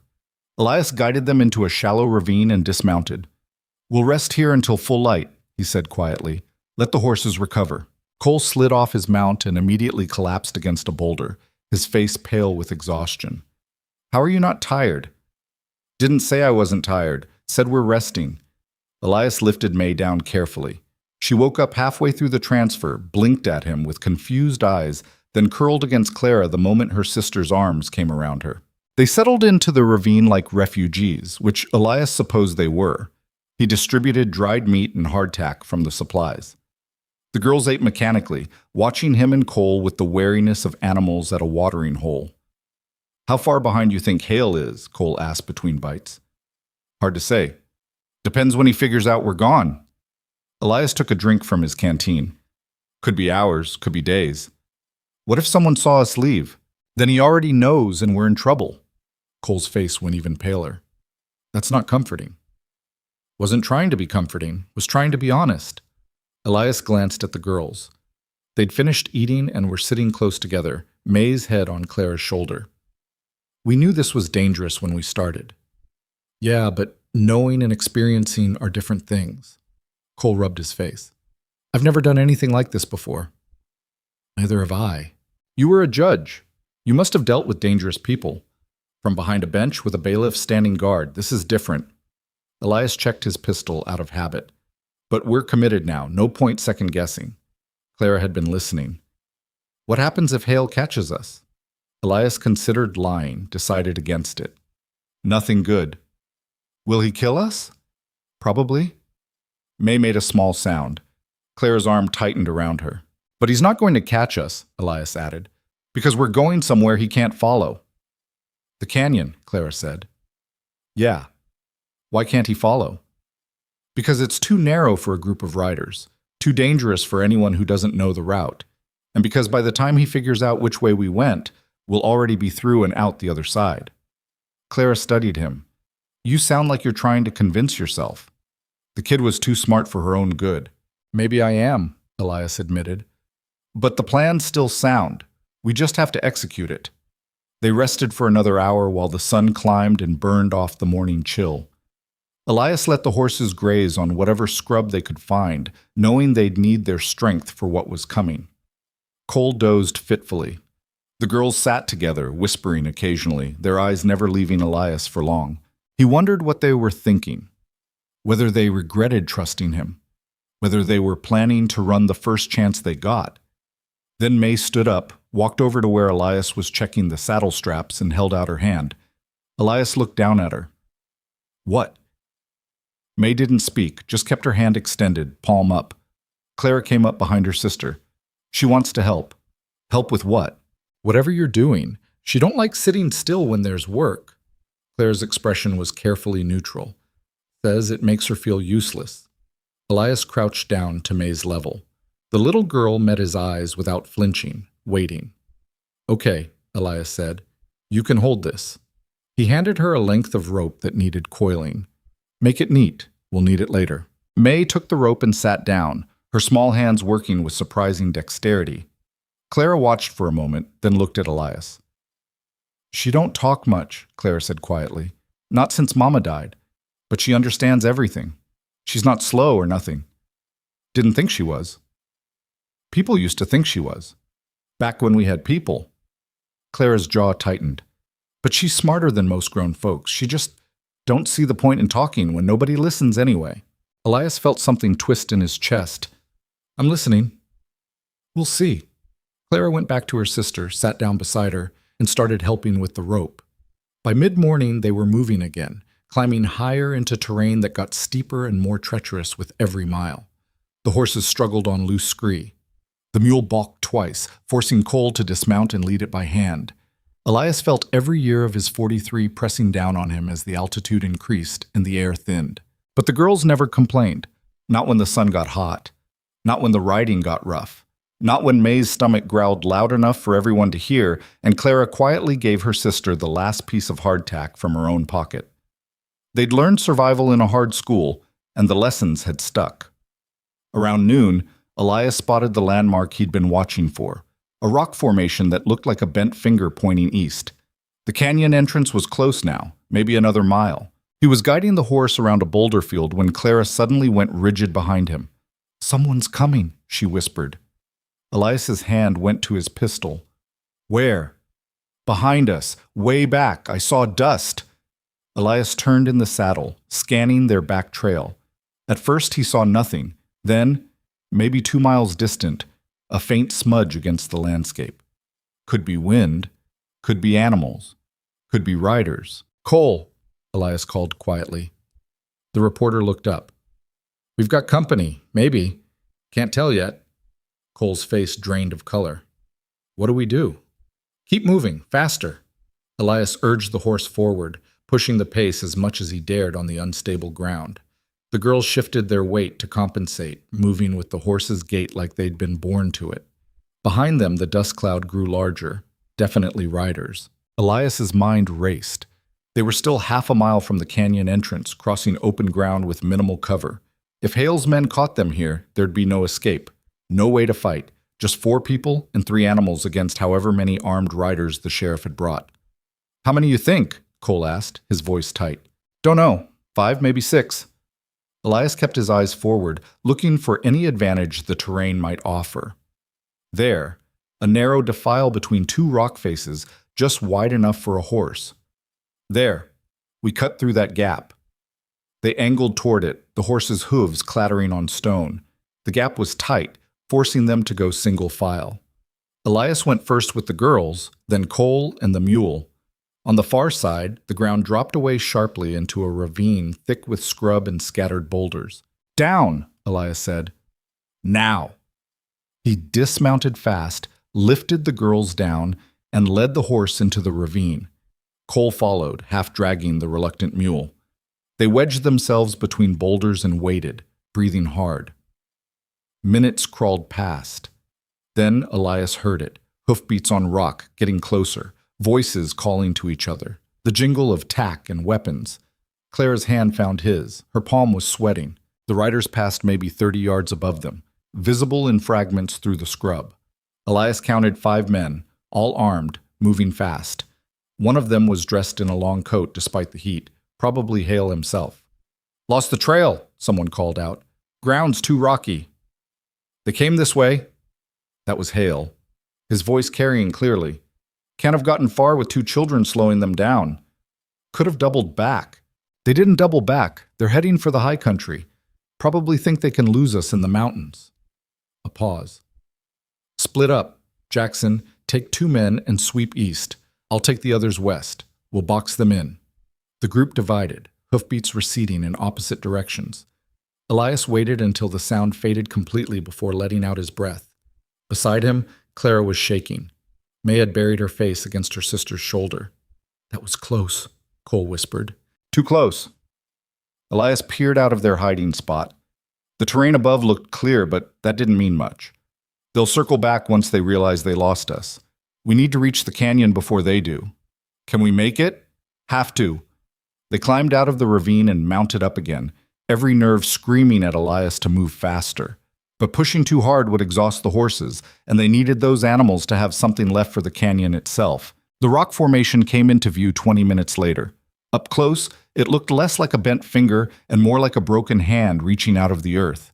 Beyond it, hidden in shadow, was a crack in the mountain face barely wide enough to be called an entrance. The canyon. Elias had surveyed it 9 years ago as part of a territorial mapping project that got abandoned when the funding dried up. Back then, he'd thought it was a death trap. Too narrow, too unstable, with sections where one wrong step meant a 100-foot drop onto rocks that would turn a body into paste. Now it was their only chance. That's it? Cole stared at the entrance. That's the canyon? That's it. It looks like the mountain tried to swallow itself. Yeah, probably why nobody uses it. Elias dismounted and helped the girls down. Listen up. Once we're inside, we stay together. No wandering off, no exploring, no taking shortcuts. The path twists and the walls are unstable. One loud noise in the wrong place and the whole thing comes down. Clara's eyes were wide. We could get buried? We could. So we're going to move careful and quiet. Elias looked at each of them in turn. Understand? They nodded. Good. Cole, you lead the mule. I'll take the horse with the girls. We go slow. If anyone sees something dangerous, speak up. Pride gets people killed in places like this. Cole swallowed hard. Right, slow and careful. Elias lifted Clara onto the horse first, then May in front of her. The girls arranged themselves automatically, Clara's arms around May's waist, both of them holding onto the saddle horn. Elias took the reins and led them toward the entrance. The temperature dropped the moment they stepped into shadow. The canyon walls rose on either side, maybe 15 feet apart at the base, narrowing to a thin strip of sky 60 feet up. The path was barely visible, just a track worn into stone by water and time, littered with loose rock and debris. Their footsteps echoed weirdly in the enclosed space. The horses' breathing sounded amplified. Every small noise seemed to bounce and multiply until Elias couldn't tell what was real and what was echo. They moved deeper. The path twisted left, then right, then left again. In some places it widened enough for 2 horses to walk abreast. In others it narrowed to a crack that scraped Elias's shoulders on both sides. The walls pressed in, oppressive and ancient, bearing the weight of geological time. May started humming quietly. Not a song exactly, just a low vibration that seemed to calm her. Clara whispered for her to stop, but Elias shook his head. Let her, he said quietly. If it helps her, let her. They walked for what felt like hours, but was probably less than one. The canyon twisted constantly, making it impossible to see more than 20 feet ahead. Twice they had to backtrack when the path dead-ended at rock falls. Once, the ground dropped away so suddenly that Elias almost walked straight over the edge before Cole grabbed his shoulder. Jesus, Cole breathed, staring down into darkness. How deep is that? Elias picked up a rock and dropped it. They counted to 5 before hearing it hit bottom. Deep enough, Elias said. Watch your step. They skirted the drop-off and kept moving. Somewhere behind them, muffled by distance and stone, came the sound of voices. Faint but unmistakable. Hale had found the canyon entrance. Clara heard it too. Her grip on May tightened. They're coming. I know. Elias kept his voice steady. But they're on horseback, and they don't know the route. They'll have to go slow or risk killing themselves. That gives us time. How much time? Enough. Maybe. Elias pushed forward, moving faster now despite the danger. The path climbed steadily, forcing them upward through twists and turns that seemed designed to disorient. The strip of sky above narrowed to a thread, then disappeared entirely as the canyon walls curved inward to form a tunnel. They entered the tunnel still mounted, the darkness swallowing them whole. Elias felt the horse's nervousness through the reins, heard its breathing go quick and shallow. He put a hand on its neck. Easy, he murmured. Easy now. Behind him, Cole fumbled with the lantern. Light flared, pushing back the darkness just enough to reveal walls that glistened with moisture and a floor slick with moss. Stay close to the right wall, Elias said. There's a drop-off on the left. They moved through the tunnel in single file, the lantern light throwing weird shadows that danced and twisted. Water dripped from somewhere overhead. The air tasted like minerals and decay. May's humming got louder. Clara tried to shush her again, but the sound actually helped.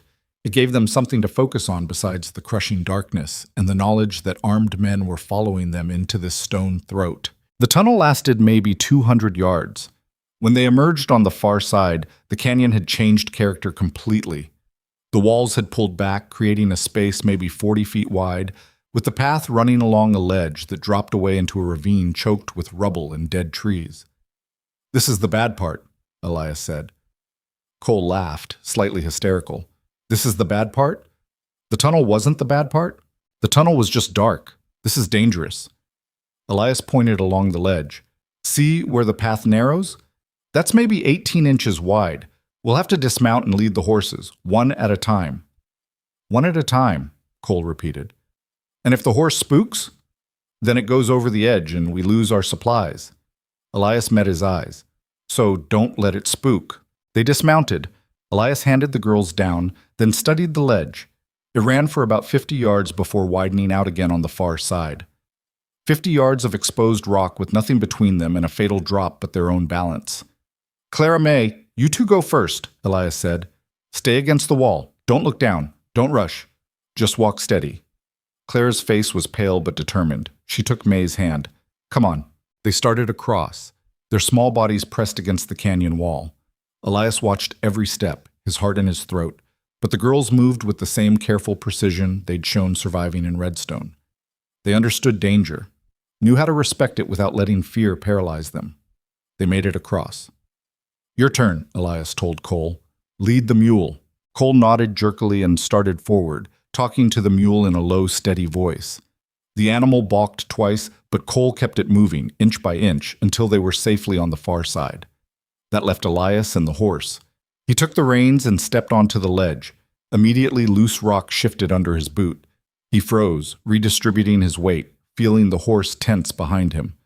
"It's okay," he said quietly, not sure if he was talking to the horse or himself. "We're okay." He took another step. The ledge held. Another step. The horse followed, its hooves scraping on stone.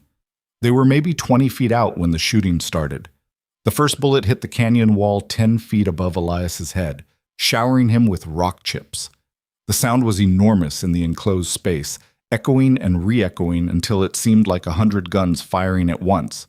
The horse reared. Elias held on to the reins with both hands, but the animal's full weight was pulling him backward toward the drop-off. His boots slid on loose rock. His shoulder screamed as the reins cut into his palms. "Let it go!" Cole shouted from the far side. "The supplies! Let it go!" Another shot. This one closer. Elias saw muzzle flash from back near the tunnel entrance. Hale's men had caught up, were firing blind into the canyon, hoping to hit something. The horse reared again, eyes rolling white. Elias felt his grip slipping. Then Clara's voice cut through the chaos. "Pull left! Pull left now!" Elias didn't think, just threw his weight left, yanking the reins as hard as he could. The horse's momentum swung sideways instead of back. Its hooves found purchase on solid rock. It lunged forward, nearly trampling Elias, and bolted the rest of the way across the ledge. Elias ran after it, bullets sparking off the walls around him. He didn't think about the drop-off or the unstable footing or the very real possibility of dying right here. He just ran. He made it across with his lungs burning and his heart trying to punch through his rib cage. Cole grabbed his arm and pulled him behind a boulder as more shots echoed through the canyon. "They're in the tunnel," Cole gasped. "They'll be here in minutes." "No, they won't." Elias was already pulling rope from the mule's pack. "Clara, you said your father taught you things. He teach you about unstable rock?" Clara's eyes went wide. "You want to collapse the ledge?" "I want to make it impassable. There's a crack in the wall above it. You see it?" He pointed. "We get rope around that outcropping. Pull hard enough, it'll come down and take half the ledge with it." "That's insane," Cole said. "You got a better idea?" Cole looked back toward the tunnel where shadows were moving in the lantern light. "No." "Then help me with this rope." They worked fast, Elias's hands remembering skills from years of frontier life. He fashioned a lasso, threw it 3 times before catching the outcropping, then secured the other end to the mule. "When I say go, you drive this mule forward hard as you can," Elias told Cole. "Don't stop no matter what." What about you? I'll be fine. Elias positioned himself at the base of the crack, pulled his pistol, and aimed at the weakest point in the rock face. Get ready! The first of Hale's men emerged from the tunnel, saw them, raised his rifle. Go! Elias shouted. Cole whipped the mule. The animal lunged forward. The rope went taut. Elias fired 3 shots into the crack, heard the rock groan, fired twice more. The outcropping shifted. The rifleman on the ledge saw what was happening and tried to retreat, but he was too slow. The entire section of canyon wall came down in a roar of stone and dust, taking the ledge with it.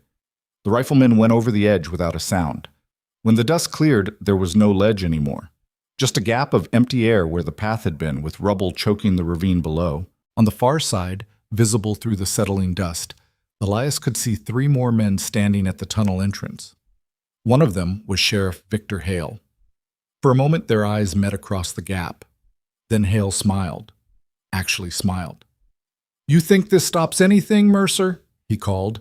"There's other ways through these mountains. I'll find you. And when I do, those girls die first. I'll make sure you watch." Elias raised his pistol and fired. The bullet struck rock 6 inches from Hale's head. The sheriff flinched back, his smile disappearing. "Come try," Elias shouted back. "See how that works for you."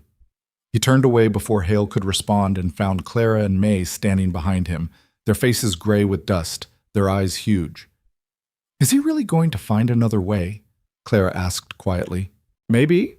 Probably." Elias holstered his pistol. "But by the time he does, we'll be long gone. Come on. We need to keep moving while we still have light." They gathered their remaining supplies, considerably less now that the horse had run off with half their packs, and started deeper into the canyon. Behind them, Hale's voice echoed off the walls, making threats that got swallowed by distance and stone. The canyon continued to twist and climb. In places, the walls opened up to reveal sky. In others, they closed in so tight that Elias had to turn sideways to squeeze through. The girls followed without complaint, their small hands finding holds in the rock, their bodies adapting to the terrain with the flexibility of youth. Cole struggled more. He was soft from desk work, unprepared for the physical demands of wilderness travel, but he kept going, driven by fear and stubbornness in equal measure. Hours passed. The light began to fail. They were navigating a particularly narrow section when May suddenly stopped humming. She pointed upward. Elias looked. At first, he saw nothing but darkening sky. Then his eyes adjusted and he saw what May had spotted, a horizontal crack in the canyon wall, maybe 8 feet up, just wide enough for a person to fit through. "What is it?" Cole asked. "Cave. Maybe." Elias studied it. "Could be a way through. Could be a dead end. Could be shelter," Claire said. She was looking at her sister with concern. May had gone pale, her breathing labored. "May's not doing good. She needs to rest." Elias saw it now, the way May swayed on her feet, the glassy look in her eyes. The kid had pushed herself past her limits and was running on empty. "Okay," he decided. "We climb up, see what's there. If it's safe, we camp for the night." Getting to the cave opening required stacking rocks and using the mule as a stepping stool. Elias went first, pulled himself through the crack, and found himself in a space maybe 12 feet deep and 6 feet high. The floor was relatively flat. The air was dry. No sign of animals. "It's clear," he called down. "Send the girls up." Cole lifted May first. She was so light that Elias could pull her through one-handed. Clara came next, then Cole. The mule stayed below, tethered to a rock, with enough slack to reach the sparse grass growing in a crack. Elias distributed the last of their food: dried meat, stale bread, water from the canteen. It wasn't much. Definitely not enough to sustain them for another full day of hard travel. But it was something. They ate in silence, too exhausted for conversation. May fell asleep before finishing her portion. Clara tried to stay awake but lost the fight, her head drooping against Elias's shoulder. Cole sat near the entrance, staring out at the darkness. "You think Hale meant it? About finding another way?" "Yeah, he meant it." Elias adjusted his position so Clara could sleep more comfortably. "But these mountains are big. Even if he knows we're going to Fort Bridger, there's a dozen routes we could take. He'd have to split his men to cover them all. And if he guesses right, then we deal with it when it happens." Elias closed his eyes. Get some sleep, Cole. We move at first light. I'm not sure I can sleep. Try anyway. Tomorrow's going to be worse than today. Cole laughed weakly. How is that possible? Elias didn't answer because he didn't have a good one. Tomorrow would be worse because they'd be slower without the horse, because their supplies were nearly gone, because May was already struggling and they were barely halfway through the canyon. But saying that out loud wouldn't help anyone. So instead, he sat there with two sleeping children leaning against him, listening to the wind move through the canyon like the breathing of something vast and ancient, and tried not to think about all the ways this could go wrong. When he finally dozed off, Margaret came to him in dreams. She was standing in their old kitchen in Cheyenne, sunlight through the window turning her hair gold. "You're going to be fine," she said. "How do you know?" "Because you're not alone anymore." She smiled. "Took you long enough to figure that out?" Elias woke before dawn to find May watching him with those two solemn eyes.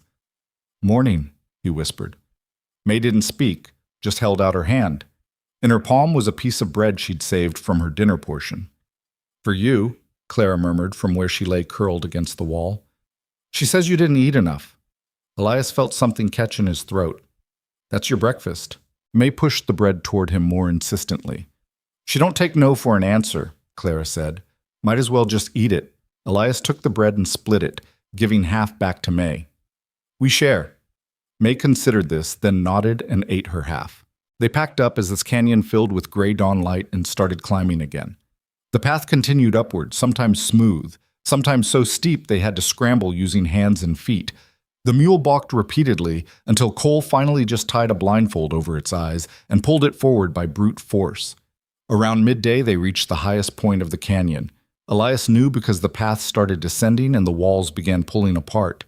He could see blue sky ahead, wide and open. They were almost through. "Another hour," Elias said. "Maybe less. Then we're out." Clara looked like she didn't believe him. Cole looked too exhausted to care. May was being carried on Elias's back, her arms around his neck, her breathing shallow. They pushed forward. The canyon widened further, the walls dropping away until they were walking through a boulder field rather than an enclosed passage. Ahead, Elias could see where the mountains ended and the plains began, a vast expanse of grass and sky that seemed to go on forever. "We made it," Cole said, disbelief in his voice. "We actually made it." They emerged from the canyon into afternoon sunlight that felt like a physical blow after the cool shadows. Elias set May down gently and stared out at the landscape. Fort Bridger was maybe 2 days' ride west, if they could find horses, if they could find food, if they could keep moving despite exhaustion and hunger, and the very real possibility that Hale was already circling around to cut them off. But they'd survived the canyon. 2 little girls and a broken widower and a terrified reporter had crossed terrain that should have killed them, and they'd come out the other side. Clara took May's hand and looked up at Elias. "What now?" Elias pulled out his compass, checked their heading, and pointed west. "Now we walk." So they walked, leaving the mountains behind, carrying evidence that could destroy powerful men, and carrying something else too, the fragile, dangerous hope that maybe, just maybe, they were going to make it after all. The walking turned out to be worse than the canyon. At least in the canyon they'd had walls to follow, a defined path even when it was trying to kill them. Out here on the plains, there was nothing but grass and sky stretching in every direction, the horizon so distant it felt like a promise the world had no intention of keeping. Elias led them west by compass, keeping the sun at their backs in the morning and chasing it in the afternoon. The mule plodded along behind Cole, its head low, its pace getting slower with each mile. The girls walked without complaint for the first hour, then the second. By the third, May was stumbling and Clara was holding her upright more than walking herself. "We need to rest," Cole said. His face was sunburned, his lips cracked. "The girls are done." "Another mile," Elias said. "There's a creek marked on the survey maps around here. We find water, then we rest." "You sure the creek's still there? Those maps are how old? 10 years? Maybe 12. Elias didn't slow down. "But water doesn't just disappear. It's there or it's not. We'll know in a mile." They walked the mile. Then another when the creek didn't appear. Then a third. Clara finally stopped walking. Just stopped, her legs giving out, sitting down in the grass with May collapsing beside her. "Can't," she said. Her voice was barely a whisper. Can't walk no more. Elias turned back and saw them sitting there, two small figures in an ocean of grass, and felt something like panic claw at his chest. They were out of water, almost out of food. The sun was getting lower and the temperature was already dropping, and they had no shelter, no fire, no way to keep these kids alive through a Wyoming night in the open. He'd gotten them killed. Led them out of the canyon straight into a different kind of death, slower, colder, just as final. Cole saw his expression. Don't, the reporter said quietly. Don't go there. We're not dead yet. We're close enough. Then we keep moving until we're not. Cole walked over to the girls, knelt down. Hey, can you ride if we put you on the mule? Clara shook her head. Mule's carrying the supplies. Supplies don't matter if you two die. Come on. He started unloading the packs. We're too heavy. You weigh maybe 40 pounds each. The mule can handle it. Cole got the packs off and held out his hand. Up you go. They got the girls situated on the mule's back, Clara in front, May behind her, both of them swaying with exhaustion. Cole took the lead rope and they started walking again. Elias fell in beside him. Thanks. Don't thank me. Just find that damn creek. The sun was touching the horizon when Elias finally saw it. A line of cottonwoods maybe half a mile north, their leaves catching the last light. Where there were cottonwoods, there was water. They changed course, pushing toward the trees with the last of their strength. The mule sensed it too, picking up its pace, ears forward. Even the girls straightened up slightly, hope giving them just enough energy to hold on. The creek was there. Narrow, shallow, barely moving, but there. Clear water running over smooth stones, cold enough to make Elias's teeth ache when he cupped his hands and drank. They all drank until their stomachs hurt. Then they collapsed in the grass under the cottonwoods and didn't move for a long time. Elias forced himself up first. They needed fire, needed shelter, needed to do a dozen things before full dark. But his body felt like it weighed 1,000 pounds, and his mind kept trying to shut down. He was gathering deadwood when he heard Clara scream. Elias ran back to find her standing over May, who was convulsing on the ground, her small body jerking, foam at her mouth. What happened? Elias dropped to his knees beside May. I don't know. She was drinking water and then she just... Clara's voice broke. Fix her. You have to fix her. Cole appeared, took one look, went pale. Is she poisoned? No, too fast. Elias's mind raced through possibilities. Seizure, maybe, or... Wait! He tilted May's head back, looked in her mouth. She's choking. Something's blocking her airway. He rolled her onto her side, hit her back hard between the shoulder blades. Once, twice. On the third strike, something dislodged. A piece of dried meat that must have been stuck in her throat since their last meal, swelling up when the water hit it. May gasped, coughed, started breathing again in ragged gulps. Clara threw herself down beside her sister, sobbing. You're okay, you're okay, you're okay. May wasn't okay. She was crying and shaking, and her lips had a blue tinge that scared Elias more than he wanted to admit. But she was breathing. Get her warm, Elias told Clara. Hold her close. Cole, start a fire. I don't care if Hale's riders see the smoke. We need heat. They got a fire going as darkness fell. Elias used their last blanket to wrap both girls together, then pulled them close to the flames. May's shaking gradually subsided. Clara refused to let go of her. She almost died, Clara whispered. We came all this way and she almost died from a piece of meat. But she didn't. Elias fed another stick into the fire. She's tough. You both are. We're not tough. We're just scared to die. Being scared and doing it anyway, that's the definition of tough. Clara looked at him with those two old eyes. You scared? Terrified? Of what? Of getting you killed. Of bringing you all this way and having it not matter. Of... Elias stopped, surprised by his own honesty. Of caring about someone again and losing them. Clara was quiet for a moment, then, your wife, you really loved her? More than anything. What was she like? Elias hadn't talked about Margaret in 5 years. Hadn't said her name out loud. Hadn't let himself remember the good parts because the good parts made the loss worse. But sitting here in the firelight with two children who'd lost everything, the words came easier than expected. She was stubborn, he said, argued with me about everything, thought she was always right, which made it worse when she actually was. He smiled slightly. She laughed too loud, sang off key, burned half the meals she cooked, but she was kind, even when being kind was hard, especially then. She sounds nice. She was. Elias looked at the girls. She would have liked you to, would have fed you too much, worried about you constantly, probably driven you crazy asking if you were warm enough. May stirred slightly, her eyes opening. She looked at Elias, then at Clara, then whispered something too quiet to hear. Clara leaned close, listened, then translated. She says your wife sounds like Mama. Something twisted in Elias's chest. Yeah, maybe she was. They sat in silence after that, watching the fire burn down. Cole took first watch, walking the perimeter with Elias's pistol. Elias tried to sleep, but his mind wouldn't quiet. He kept thinking about the distance they still had to cover. Fort Bridger was close, maybe a day's walk if they were fresh and well-fed. But they weren't fresh or well-fed. They were exhausted, half-starved, with no horses and barely any supplies.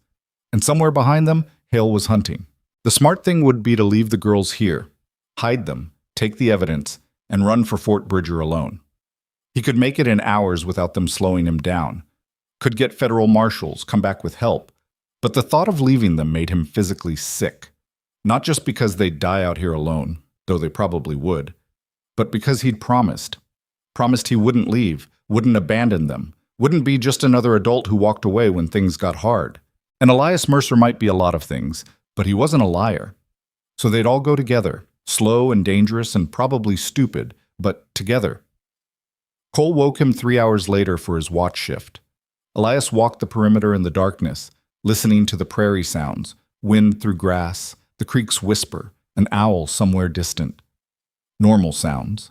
No hoofbeats, no voices, no indication that Hale had found them. Yet. Dawn came cold and gray. They had nothing for breakfast except creek water and the last few pieces of hardtack that tasted like eating wood. May couldn't keep hers down, vomiting it back up almost immediately. Clara tried to hide her own exhaustion, but Elias saw the tremor in her hands, the way she had to brace herself to stand. They were running out of time. How far to Fort Bridger? Cole asked as they packed up the minimal camp. Maybe 15 miles. Could make it by nightfall if we push hard. Can the girls make it?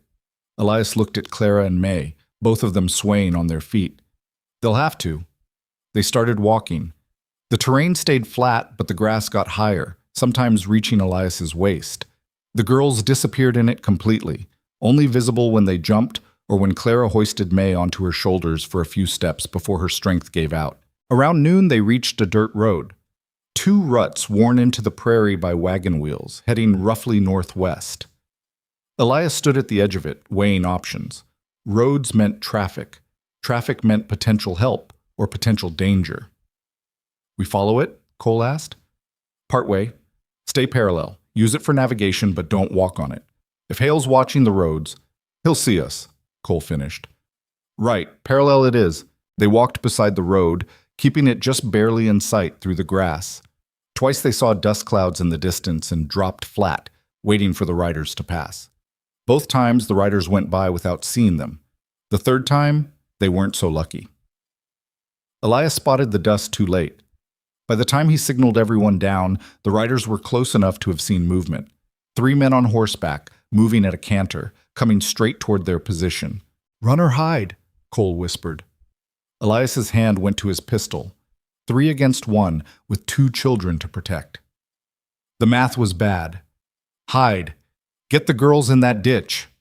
There was a slight depression in the ground maybe 20 yards away, deep enough to conceal someone lying flat. Cole grabbed the girls and ran for it. Elias stayed where he was, positioning himself between the riders and the ditch, pistol drawn but held low. The riders slowed as they approached. Not Hale's men. Elias saw that immediately. Their clothes were wrong, their gear different. Just travelers on the road. But travelers could still be dangerous.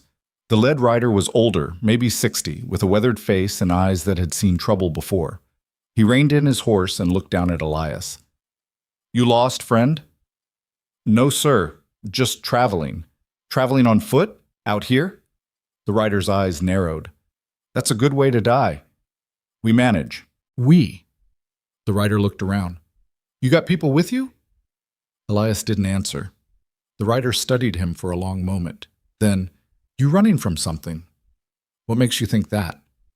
Because I've been on this road for 30 years and I know what running looks like. He shifted in his saddle. You in trouble with the law? Depends on which law you mean. The rider's expression changed slightly, not quite a smile, but something close. Fair answer. You hurt anybody? No. Steal anything? No. You just got on the wrong side of somebody powerful. Something like that. The rider glanced at his companions, both younger men, probably his sons based on the family resemblance. They didn't look hostile, just curious. Fort Bridger's about 10 miles up this road, the rider said. Military post there, federal jurisdiction. If you're running from local law, that's where you want to be. I know. You got kids with you? The rider nodded toward the ditch. Saw movement over there, small movement. Elias's grip tightened on his pistol. Maybe. They're yours. They are now. The rider was quiet for a moment, then he reached into his saddlebag and pulled out a canvas sack. Got food in here. Bread, some dried apples, little bit of cheese. You look like you need it more than we do. He tossed the sack down. Elias caught it one-handed. Why? Elias asked. Because 30 years ago, I was the one running with kids that weren't mine, trying to keep them alive until we reached safety. The rider gathered his reins. Somebody helped me then. Figure I owe the universe a debt. He turned his horse. His sons followed. Before they rode off, the older man looked back.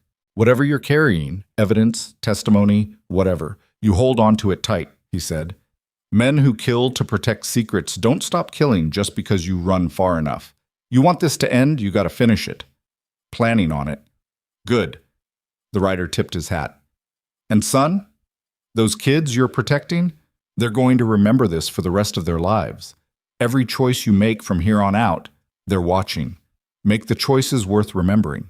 Then he was gone, dust rising behind his horse. Elias stood there holding the food sack, something like hope stirring in his chest. Not all men were corrupt. Not all people looked away. Some still helped, even when helping was dangerous. He walked to the ditch. Clara and May were pressed flat in the dirt, eyes wide. They gone? Clara whispered. Yeah, they're gone. Elias held up the sack. And they left us food. The girls crawled out, staring at the sack like it might be a trick. Elias opened it, distributed the contents. Real bread, soft and fresh, cheese that wasn't moldy, dried apples that actually tasted sweet. They ate sitting in the grass, and for the first time in days, nobody's stomach was empty when they finished. Why'd he help us? Clara asked. Because somebody helped him once. He's passing it forward. Will we do that someday? Pass it forward? Elias looked at her. Yeah, I think you will. They reached the outskirts of Fort Bridger just as the sun was setting. The military post sat on high ground overlooking the Green River, its walls timber and earth, its gates standing open to admit the last of the day's traffic. American flags snapped in the wind. Soldiers walked the ramparts, federal territory. Hale's jurisdiction ended here. They'd made it. Cole actually laughed, slightly hysterical with relief. We're here. We're actually here. Not done yet. Elias scanned the area around the fort.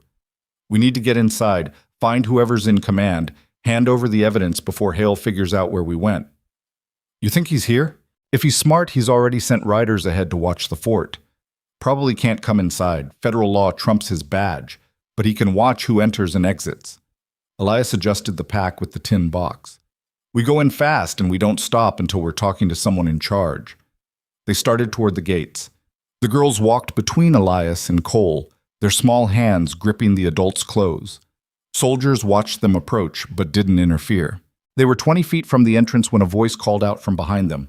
Mercer! Elias spun, hand going to his pistol. Sheriff Victor Hale stood maybe 30 yards away, still on horseback, 2 of his men flanking him. They'd positioned themselves just outside the fort's perimeter, close enough to watch, far enough to avoid federal territory. Hale was smiling that politician's smile, the one that probably convinced half of Redstone he was trustworthy. That's far enough, Hale called. Whatever you think you're doing, you need to reconsider. Elias kept walking toward the gate. We're done, Hale. It's over. Is it? Because from where I'm sitting, all I see is a confused old man who kidnapped 2 children and ran off with stolen property. Hale's voice carried clearly, making sure the soldiers on the walls could hear.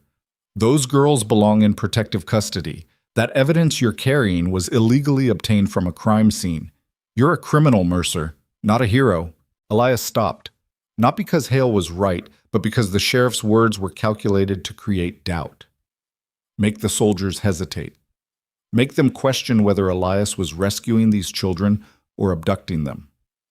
The only criminal here is you, Elias said. You killed Caleb Bennett, poisoned Eleanor, tried to murder their daughters. That's a serious accusation. You have proof? Elias held up the tin box. All of it, documents, testimony, financial records, everything Eleanor Bennett gathered before you killed her. Hale's smile didn't waver. I examined Mrs. Bennett's body myself. Death by natural causes. Fever. Very tragic. You examined nothing. Dr. Reed knows the truth. He'll testify you told him what to write on the death certificate. Dr. Reed is a drunk whose medical license should have been revoked years ago. His testimony is worthless. Clara had been silent through this exchange. Now she stepped forward, her voice small but carrying. You killed my mama, she said. You killed my daddy. And you tried to make everyone forget we exist. Hale's expression shifted. Just for a second, the mask slipping to reveal something cold underneath. Then the smile returned. Those girls have been through trauma, he said, addressing the soldiers now. They're confused, frightened. They need proper care, not to be dragged through the wilderness by a man with a vendetta. One of the soldiers on the wall, an officer based on his insignia, called down. Sir, you need to come inside and state your case to the commander. This conversation isn't happening at my gate. Of course. Elias started forward again. Judge Mercer, Hales called. Something in his tone made Elias pause. You walk through those gates, you better be sure about what you're doing.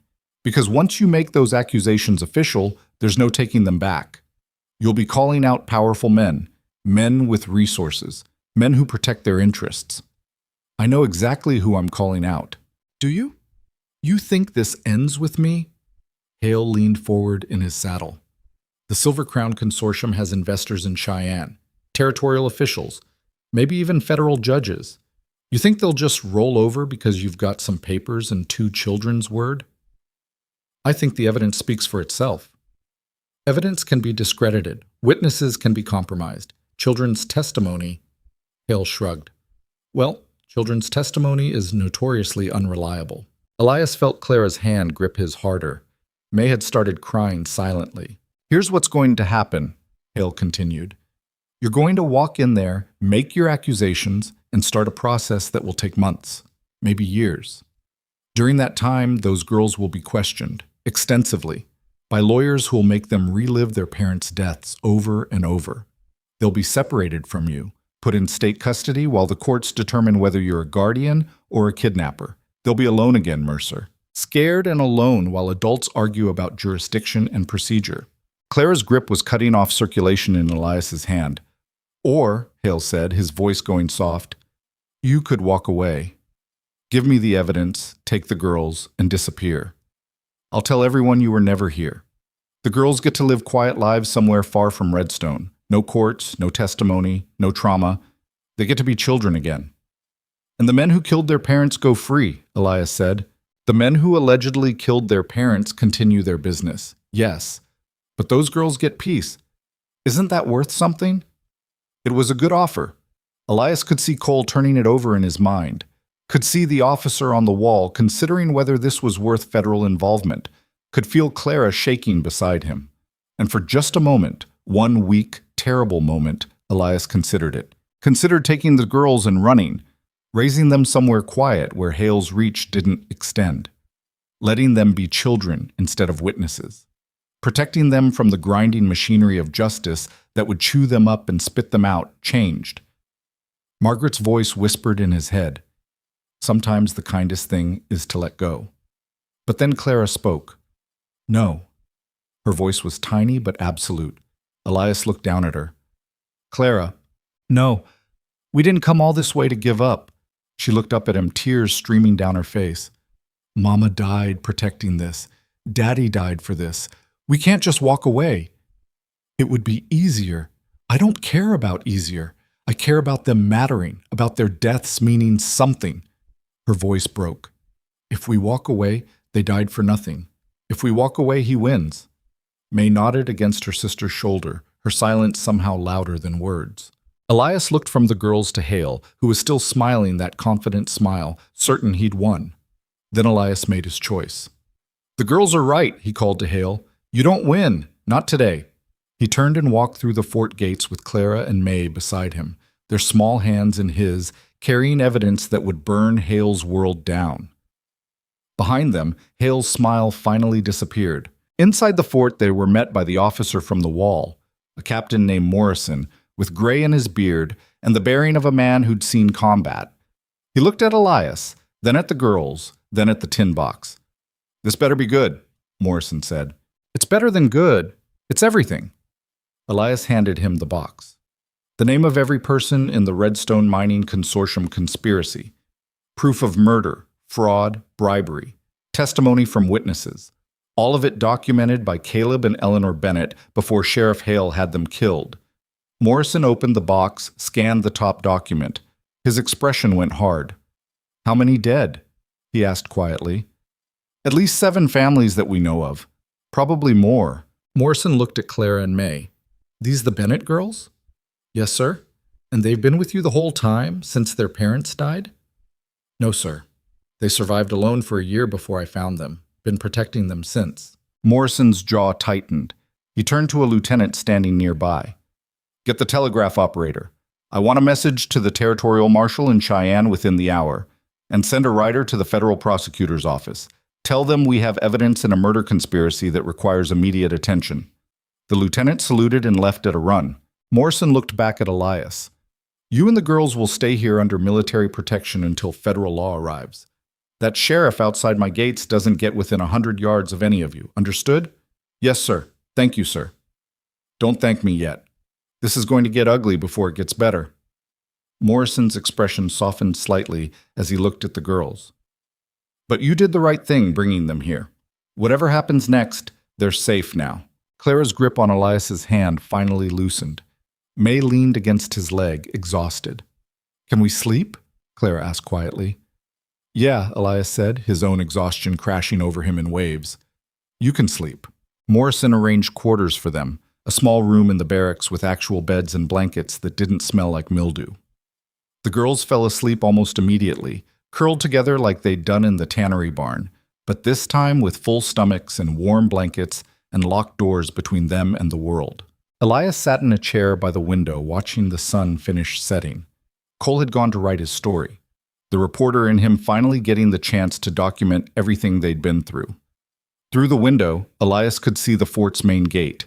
Hale was gone, his men withdrawn. But Elias knew he wasn't far.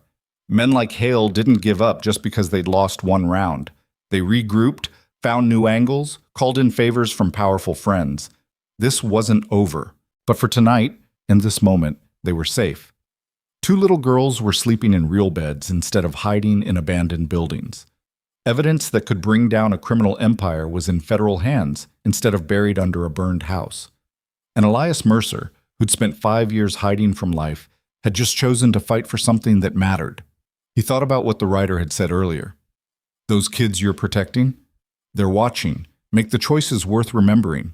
Elias looked at Clara and May, their small faces peaceful in sleep. He'd made his choice. Now he just had to see it through to the end, whatever that end looked like. Outside, stars were appearing in a sky that had gone deep purple. Somewhere out there, Hale was planning his next move. Somewhere in Cheyenne, powerful men were about to learn their secrets had been exposed. Somewhere in the machinery of federal justice, wheels were beginning to turn that would grind slowly but thoroughly. The fight was just beginning. But for the first time since Margaret died, Elias Mercer felt like he was on the right side of something, and that would have to be enough. The federal marshal arrived 6 days later. 6 days of waiting inside Fort Bridger's walls, while the world outside shifted and realigned like tectonic plates finding new positions. 6 days of watching Clara and May slowly remember what it felt like to be children instead of survivors. 6 days of Elias wondering if the evidence they'd carried through hell would actually be enough. Marshal Theodore Grant was nothing like Elias expected. He'd imagined someone older, harder, worn down by years of frontier justice.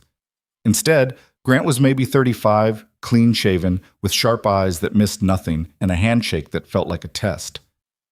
"Judge Mercer," Grant said as they met in Captain Morrison's office. "I've read the preliminary reports, I've examined the evidence, and I have about 100 questions. I'll answer what I can." "Good. Let's start with the girls." Grant pulled out a leather notebook. "Clara and May Bennett, ages 4, orphaned March and July of last year. You found them when?" 3 weeks ago. Behind a saloon in Redstone, eating garbage." Grant's pen paused. "And they'd been surviving alone all that time?" "Yeah.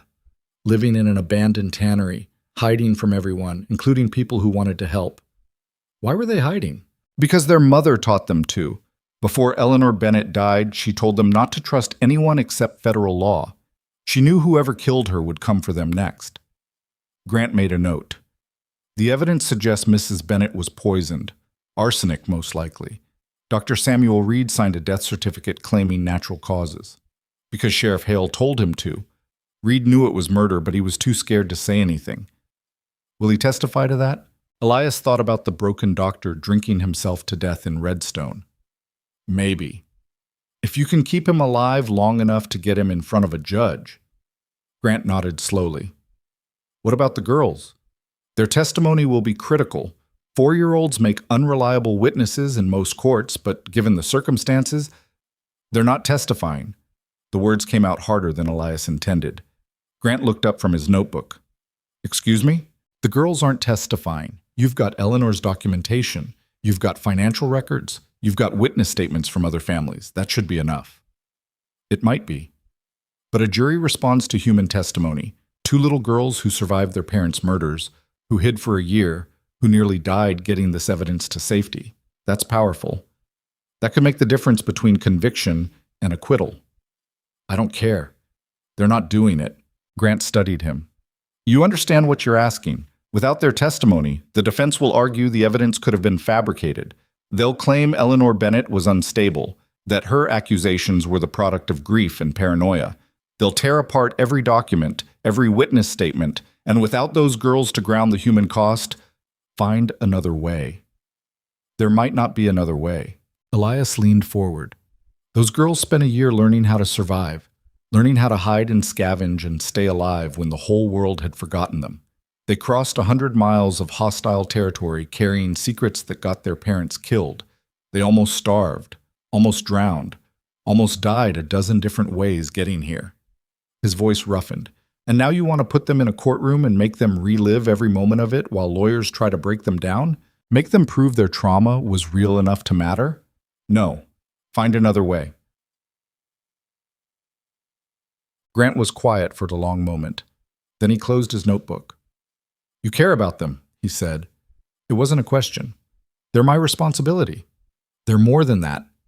Elias didn't answer because Grant was right and denying it felt pointless. "I'll do what I can to build a case without their direct testimony," Grant said finally. "But I need you to understand something, Judge. The men behind this conspiracy have money and influence. They'll hire the best lawyers, call in political favors, delay and obstruct at every turn.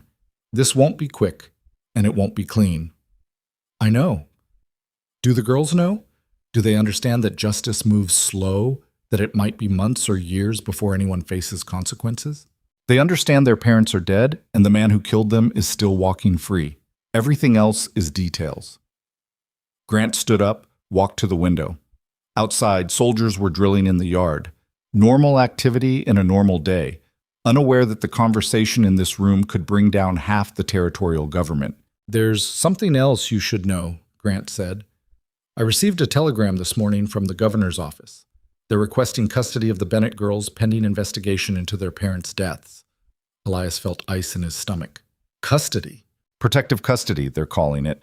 Standard procedure in cases involving orphaned minors and ongoing criminal investigations."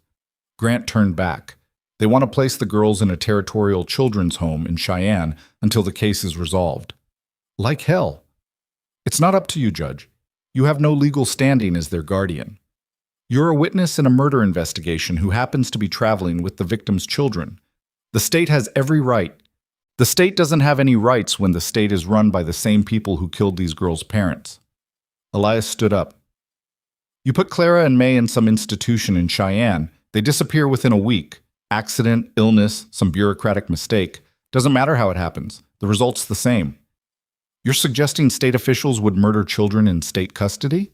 I'm suggesting powerful men do whatever it takes to protect their interests. And two little girls who can identify their parents' killers are a threat that needs eliminating.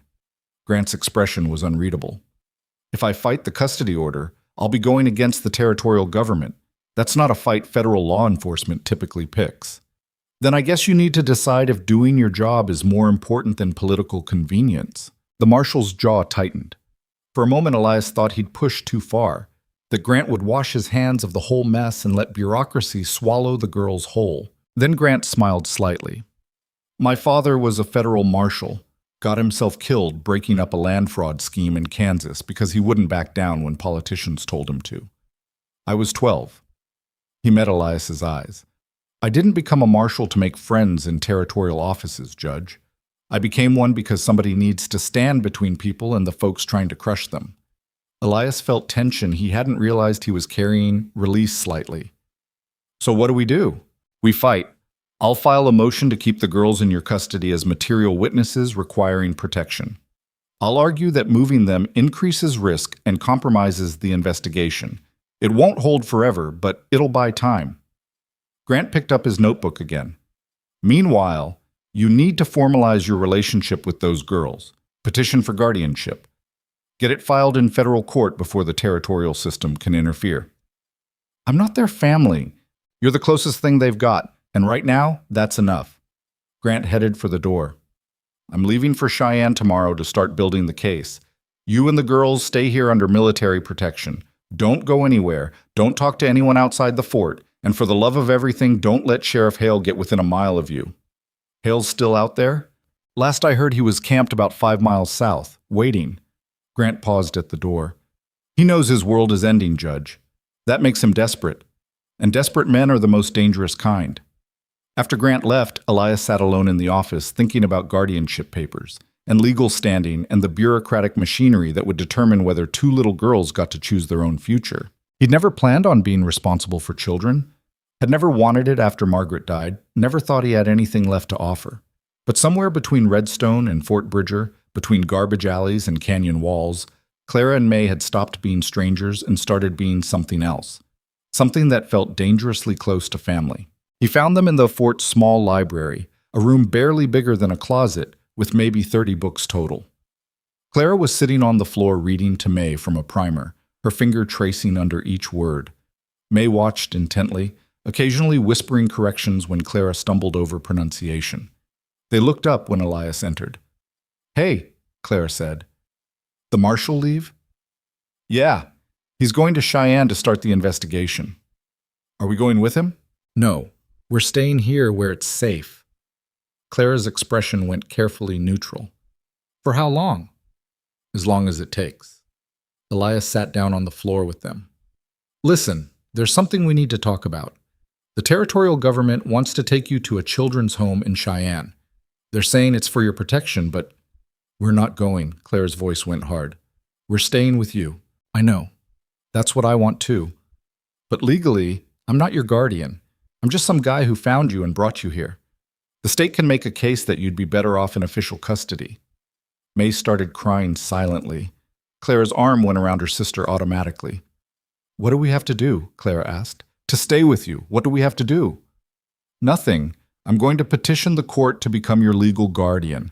But it'll take time, and in the meantime, we'll run. Clara stood up, pulling May with her. We'll run before we let them put us somewhere without you. Clara, you promised you wouldn't leave us. You promised. And I'm not leaving. That's why I'm filing the papers. That's why we're fighting this. Elias stood up too. But I need you to trust me. Can you do that? Clara stared at him with those two old eyes, weighing his words against every broken promise she'd ever received. If they try to take us, she said finally, we'll run. Even if you tell us not to, we'll run and we won't stop. Fair enough. May whispered something. Clara listened, then looked at Elias. She wants to know if you actually want to be our guardian or if you're just doing it because you have to. The question hit harder than Elias expected. He crouched down to May's level. I want to, he said quietly. I want to be the person you come home to. I want to teach you things and watch you grow up and be there when you need somebody. I want all of it. Why? Clara asked. We're not yours. We're just kids whose parents died. You're kids whose parents loved them enough to fight an entire corrupt system. Kids who survived a year alone through nothing but courage and stubbornness. Kids who trusted a broken old man enough to let him help. Elias felt his throat tighten. And yeah, you're not mine by blood, but I'd like you to be mine by choice, if you'll have me. May threw herself at Elias, wrapping her small arms around his neck. Clara stood frozen for a moment longer, then came forward more slowly and hugged him too. They stood like that for a while. 3 people who'd been alone finding something like home in each other. When they finally pulled apart, Clara's eyes were wet. You messed this up and we'll never forgive you. I know. We're serious. We've been left before. We won't survive it again. I'm not leaving, I promise. Promises don't mean nothing. Then judge me by what I do. Elias used Clara's own words back at her. Watch what I do, not what I say. Clara studied him, then nodded once. Okay, but we're watching. The next 3 weeks were a strange kind of limbo. Elias filed guardianship papers with the federal court. Grant sent regular telegrams from Cheyenne updating them on the investigation's progress. The girls slowly started acting like children instead of refugees, playing with other fort kids, laughing at meals, sleeping through the night without waking up terrified. Then the territorial government filed their countermotion, and everything went to hell. The hearing was set for Cheyenne, which meant traveling back toward the place they'd fled from. Captain Morrison assigned a military escort. 6 soldiers led by a lieutenant who looked barely old enough to shave, but had eyes that suggested he'd seen combat. They left Fort Bridger on a cold morning in late September with Elias, the girls, Cole, and the soldiers all mounted on fresh horses. The ride took 2 days, camping one night on the open prairie with guards posted and tension running high. Hail was out there somewhere. Elias felt it the way you feel a storm building before the first rain falls. The sheriff hadn't shown himself since Fort Bridger, but absence didn't mean surrender. It meant planning. They reached Cheyenne without incident, which somehow made Elias more nervous instead of less. The territorial courthouse was a stone building that looked like it was trying to impress people with its importance. Inside, the hearing room was smaller than Elias expected. Wooden benches, a judge's bench that had seen better days, windows that let in light but no air.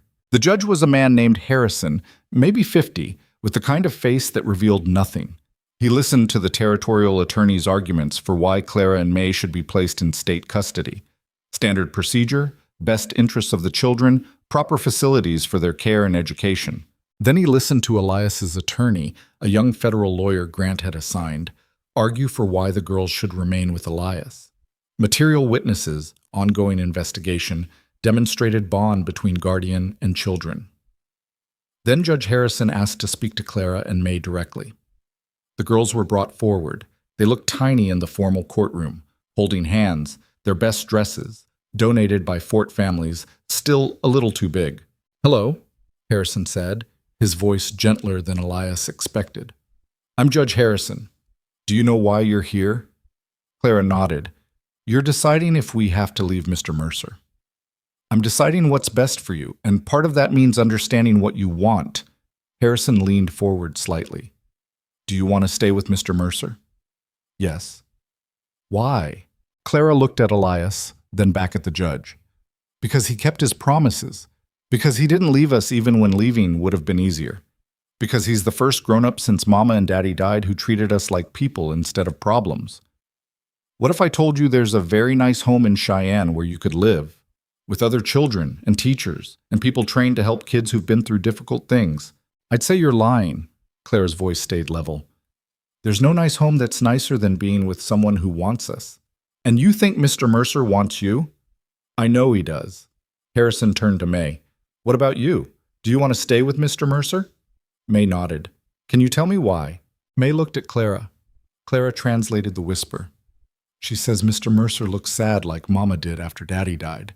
She says sad people understand things better than happy people. She says he won't leave because he knows what being left feels like. The courtroom was silent. Harrison sat back in his chair thinking. Then he looked at the territorial attorney.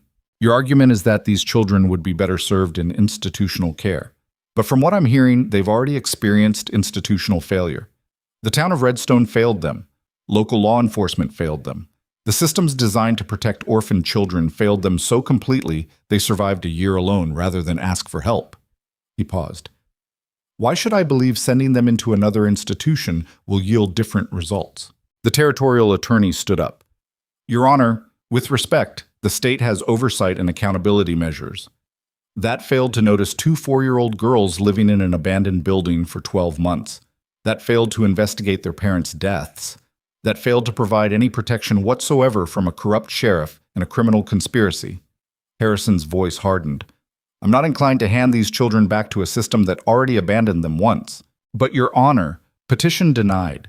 Guardianship is granted to Elias Mercer, pending completion of the criminal investigation and a follow-up review in 6 months. Harrison brought down his gavel. We're adjourned. The territorial attorney looked like he'd been slapped. Elias felt something like victory surge through his chest, sharp and sweet and almost painful. Clara and May turned and ran to him. He caught them both, held them tight, and for the first time since Margaret died, Elias Mercer felt like he'd gotten something right. But the victory was short-lived.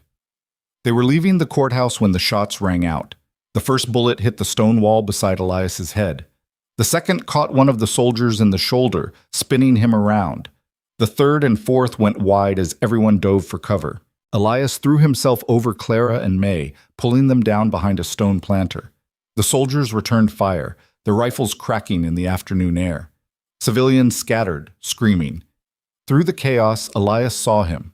Sheriff Victor Hale, standing across the street with a rifle, firing methodically into the crowd. 2 of his deputies were with him, also armed, also shooting. This wasn't an arrest attempt. This was an execution. Stay down! Elias yelled at the girls. He drew his pistol, aimed, fired twice. 1 shot missed. The other caught Hale in the shoulder, spinning him partially around. Hale kept shooting. More soldiers arrived, pouring out of nearby buildings. Cheyenne City Police showed up. The street became a war zone, bullets flying in both directions, people running for cover. Elias saw Hale take 2 more hits, 1 in the leg, 1 in the side, but the sheriff stayed upright, kept firing, his face twisted with something beyond rage. This was a man who knew his world was ending and was determined to take everyone responsible down with him. One of Hale's deputies went down. Then the other. Hale stood alone now, bleeding from multiple wounds, his rifle empty. He dropped it and pulled a pistol. Mercer, he screamed across the chaos. Those girls die today. You hear me? They die or this never ends. He started walking forward, pistol raised, aiming toward where Clara and May were hidden. Elias stepped out of cover. Then you'll have to go through me. Time seemed to slow. Elias saw Hale's finger tighten on the trigger, saw the hammer start to fall, raised his own pistol and fired. The bullet took Hale in the chest. The sheriff staggered, looked down at the spreading red stain, then looked back up at Elias with something like surprise. He fell. The shooting stopped. Silence rushed in to fill the space where gunfire had been, broken only by groaning wounded and the sound of someone crying. Elias lowered his pistol, his hand shaking. He'd killed men before in the war, but that had been decades ago, and those deaths had felt abstract. This was different. This was looking someone in the eyes and ending them. He felt sick. Then Clara was there, pulling on his coat. Is he dead? Elias looked toward where Hale had fallen. The sheriff wasn't moving. Blood pooled around him. Yeah, Elias said quietly. He's dead. Good. Clara's voice was cold, flat. He killed Mama. He killed Daddy. He tried to kill us. Good that he's dead. May said nothing, just pressed against her sister. Marshal Grant appeared, running from wherever he'd been when the shooting started. He looked at Hale's body, then at Elias, then at the carnage in the street. What the hell happened? Hale tried to finish it, Elias said. I stopped him. Grant nodded slowly. You stopped him permanently. Didn't have much choice. No. I don't suppose you did. Grant looked at the girls. You two okay? They nodded, but their eyes told a different story. They'd just watched someone die, watched Elias kill someone. That kind of thing changed you, especially when you were 4 years old. The trial started 2 months later. Not a trial of Hale. He'd already faced his judgment, but trials of the 7 men running the Silver Crown Consortium, the 3 territorial officials taking bribes, the mine supervisors who'd sabotaged equipment, and the investors who'd funded the whole operation. Eleanor Bennett's evidence proved devastating. Financial records traced money from Cheyenne investors through dummy corporations to Hale's personal accounts. Witness statements corroborated the pattern of accidents and intimidation. Dr. Reed testified about the poisoning, breaking down on the stand as he described writing false death certificates. The defense tried everything. They claimed Eleanor had fabricated the evidence. They attacked witness credibility. They argued Caleb's death was genuinely accidental and everything else was coincidence. It didn't work. The jury deliberated for 6 hours and came back with guilty verdicts on all counts. The sentences ranged from 10 years to life, with the consortium's ringleader, a wealthy investor named Marcus Whitmore, getting 20 years hard labor. Cole's articles about the case ran in newspapers across the territory. Other journalists picked up the story. Within weeks, the Redstone conspiracy became a national scandal, leading to investigations of mining operations in 3 other territories. Caleb and Eleanor Bennett's names became synonymous with frontier justice and ordinary people standing against corruption. And their daughters got to watch the men who'd killed their parents get dragged away in chains. Elias and the girls didn't attend the sentencing. They were already gone by then, moved into a house on the north side of Redstone that Elias had purchased with money from selling his old cabin. The house had 3 bedrooms, a real kitchen, and a yard big enough for the garden Clara had requested. Martha Griggs helped them move in, fussing over the girls and making sure they had enough blankets. Dr. Reed showed up sober for the first time in months, offering to check on the girls regularly. Even Reverend Wickham stopped by with a basket of food and a stammered apology for not helping sooner. The town that had failed Clara and May was trying to make amends. It wouldn't erase what had happened, but it was something. One afternoon in early spring, Clara found Elias in the yard and handed him a bundle wrapped in cloth. "What's this?" he asked. "Rose cuttings from Mama's garden. May and me went back to the old house and found them." Clara's voice was quiet. "Thought maybe we could plant them here." Elias unwrapped the cuttings carefully. They were dried out, maybe dead, but maybe not. Roses were tougher than they looked. "Where you want them?" he asked. Clara pointed to a spot near the house where morning sun would hit. "There, so we can see them from the kitchen window." They planted them together, Clara and May and Elias, their hands in the dirt, working in comfortable silence. It might have looked peaceful from the outside, like a father and his daughters doing normal things. But Elias knew better. Knew that some nights Clara still woke up screaming. Knew that May still hoarded food in her pockets, unable to fully believe another meal would come. Knew that he still reached for Margaret in the dark and found only empty space. Trauma didn't heal clean, didn't resolve itself into neat endings where everyone lived happily ever after. It left scars, some visible, some not, that ached when the weather changed and never quite stopped hurting. But scars were proof of survival, proof that you'd been broken and found a way to keep living anyway. As they finished planting and washed the dirt from their hands, May tugged on Elias's sleeve and whispered something. Clara translated. "She wants to know if we're a family now." Elias looked at these 2 little girls who'd survived things that would have destroyed most adults, who'd trusted him when trust was the most dangerous thing they could offer, who'd chosen him the same way he'd chosen them, not because it was easy, but because sometimes the people you find are more real than the people you're born to. "Yeah," he said, "we're a family." "Even though you're not our real dad?" Clara asked. "Real doesn't mean blood. Real means showing up, means keeping promises, means being there even when it's hard." Elias knelt down to their level. "Your real dad was Caleb Bennett. Your real mom was Eleanor Bennett. They loved you more than anything, and they died protecting you. I can't replace them, and I wouldn't try." "Then what are you?" Clara's voice was small. "I'm the guy who gets to watch you grow up, who gets to be there when you need someone, who gets to love you for who you are, not who I need you to be." He paused. "If that's enough." May smiled. actually smiled, wide and real, and threw her arms around his neck. Clara watched for a moment longer, then joined the hug. They stood like that in the spring sunlight with dirt under their fingernails and hope growing tentative in the spaces grief had carved out. The roses would take time to grow. Some might not survive at all. But Clara and May would water them anyway, checking every morning for new growth, learning patience and faith in things that weren't guaranteed. Just like Elias was learning to be a father again. Learning that loving someone meant accepting they might leave, through death or distance or simple growing apart, and choosing to love them anyway because the alternative was worse. Because the alternative was the person he'd been before he found two little girls eating garbage behind a saloon. Empty. Isolated. Waiting to die without ever understanding he'd stopped living years earlier. Clara and May had given him something more dangerous than grief, more powerful than revenge, more necessary than justice. They'd given him a reason to believe the world was worth fighting for. Not because the world was good, it clearly wasn't, but because somewhere in its cruelty and corruption and casual indifference to suffering, there were people worth saving. Children who deserved better than what they'd been given. Futures that could be different if someone cared enough to make them so. Elias Mercer had spent 5 years hiding from life because Margaret's death had convinced him nothing mattered.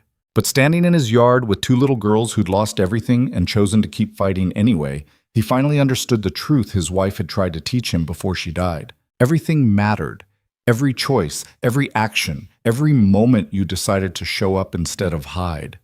The world didn't get better because people hoped. It got better because people like Caleb and Eleanor Bennett documented injustice even when it got them killed. Because people like Martha Griggs fed hungry children even when it was easier to look away. Because people like Clara and May survived when survival should have been impossible. Because broken people found each other and built something new from the pieces. The roses might grow or they might die. The scars might fade or they might ache forever. The world might remember the Bennett story or it might forget. But this moment, this choice to plant something and hope it would bloom, this was real. And real was enough. That night, after the girls went to bed, Elias sat on the porch watching stars appear in a sky that had gone deep purple. The house behind him was quiet except for the usual settling sounds old buildings make. Somewhere in town, someone laughed. A dog barked. Normal sounds in a normal evening. But Elias knew better than most that normal was a luxury people earned through the choices they made when everything was falling apart. He'd made his choices, had seen them through to the end, and now he got to live with the consequences, which turned out to be two little girls asleep in their beds, dreaming whatever dreams came to children who'd survived the unsurvivable. Tomorrow he'd make breakfast, help Clara with her reading, listen to May's wordless observations about the world, work his job at the mining office, a different company now, one that didn't murder landowners, and come home to a house that felt lived in. He'd be imperfect at all of it, would make mistakes, lose his temper, fail in ways that would make Clara roll her eyes and May shake her head. Would struggle with being a father because he'd never learned how and instinct only got you so far. But he'd show up. Every day. Every morning. Every moment they needed him. Because that's what family meant when you built it from choice instead of blood. And maybe that was the real lesson in all of this. Not that justice always won. It didn't. Not that good people always survived. They didn't. Not that trauma healed clean and scars faded and happy endings arrived tied with bows. But that people were stronger than they knew. That children raised by grief could still find joy. That men who'd stopped feeling could learn to care again. That families could be found in the strangest places if you were brave enough to look. Caleb and Eleanor Bennett had died fighting for truth in a world that wanted them silent. Their daughters had survived by trusting a stranger when trust was the riskiest thing they had left. And Elias Mercer had learned that the opposite of grief wasn't happiness. It was connection. He stood up, checked the locks one more time, and went inside to the home he'd built from broken pieces and impossible choices. Tomorrow the roses might show new growth. Tomorrow the girls might sleep without nightmares. Tomorrow the world might be fractionally better because people had chosen courage over comfort. Or maybe none of that would happen. Maybe tomorrow would be hard and painful and full of reminders that some wounds never fully close. Either way, Elias would be there. Because he'd made a promise. And some promises were worth keeping, especially when keeping them cost everything you had. The house settled into darkness. Stars wheeled overhead. Somewhere in the night, life continued its messy, beautiful, impossible work. And in Redstone, Wyoming, a family slept. Not the family they'd been born to, not the family they'd imagined, but the family they'd chosen, built from survival and stubbornness and the radical act of caring about each other when the world had given them every reason not to. That would have to be enough. And somehow, miraculously, it was.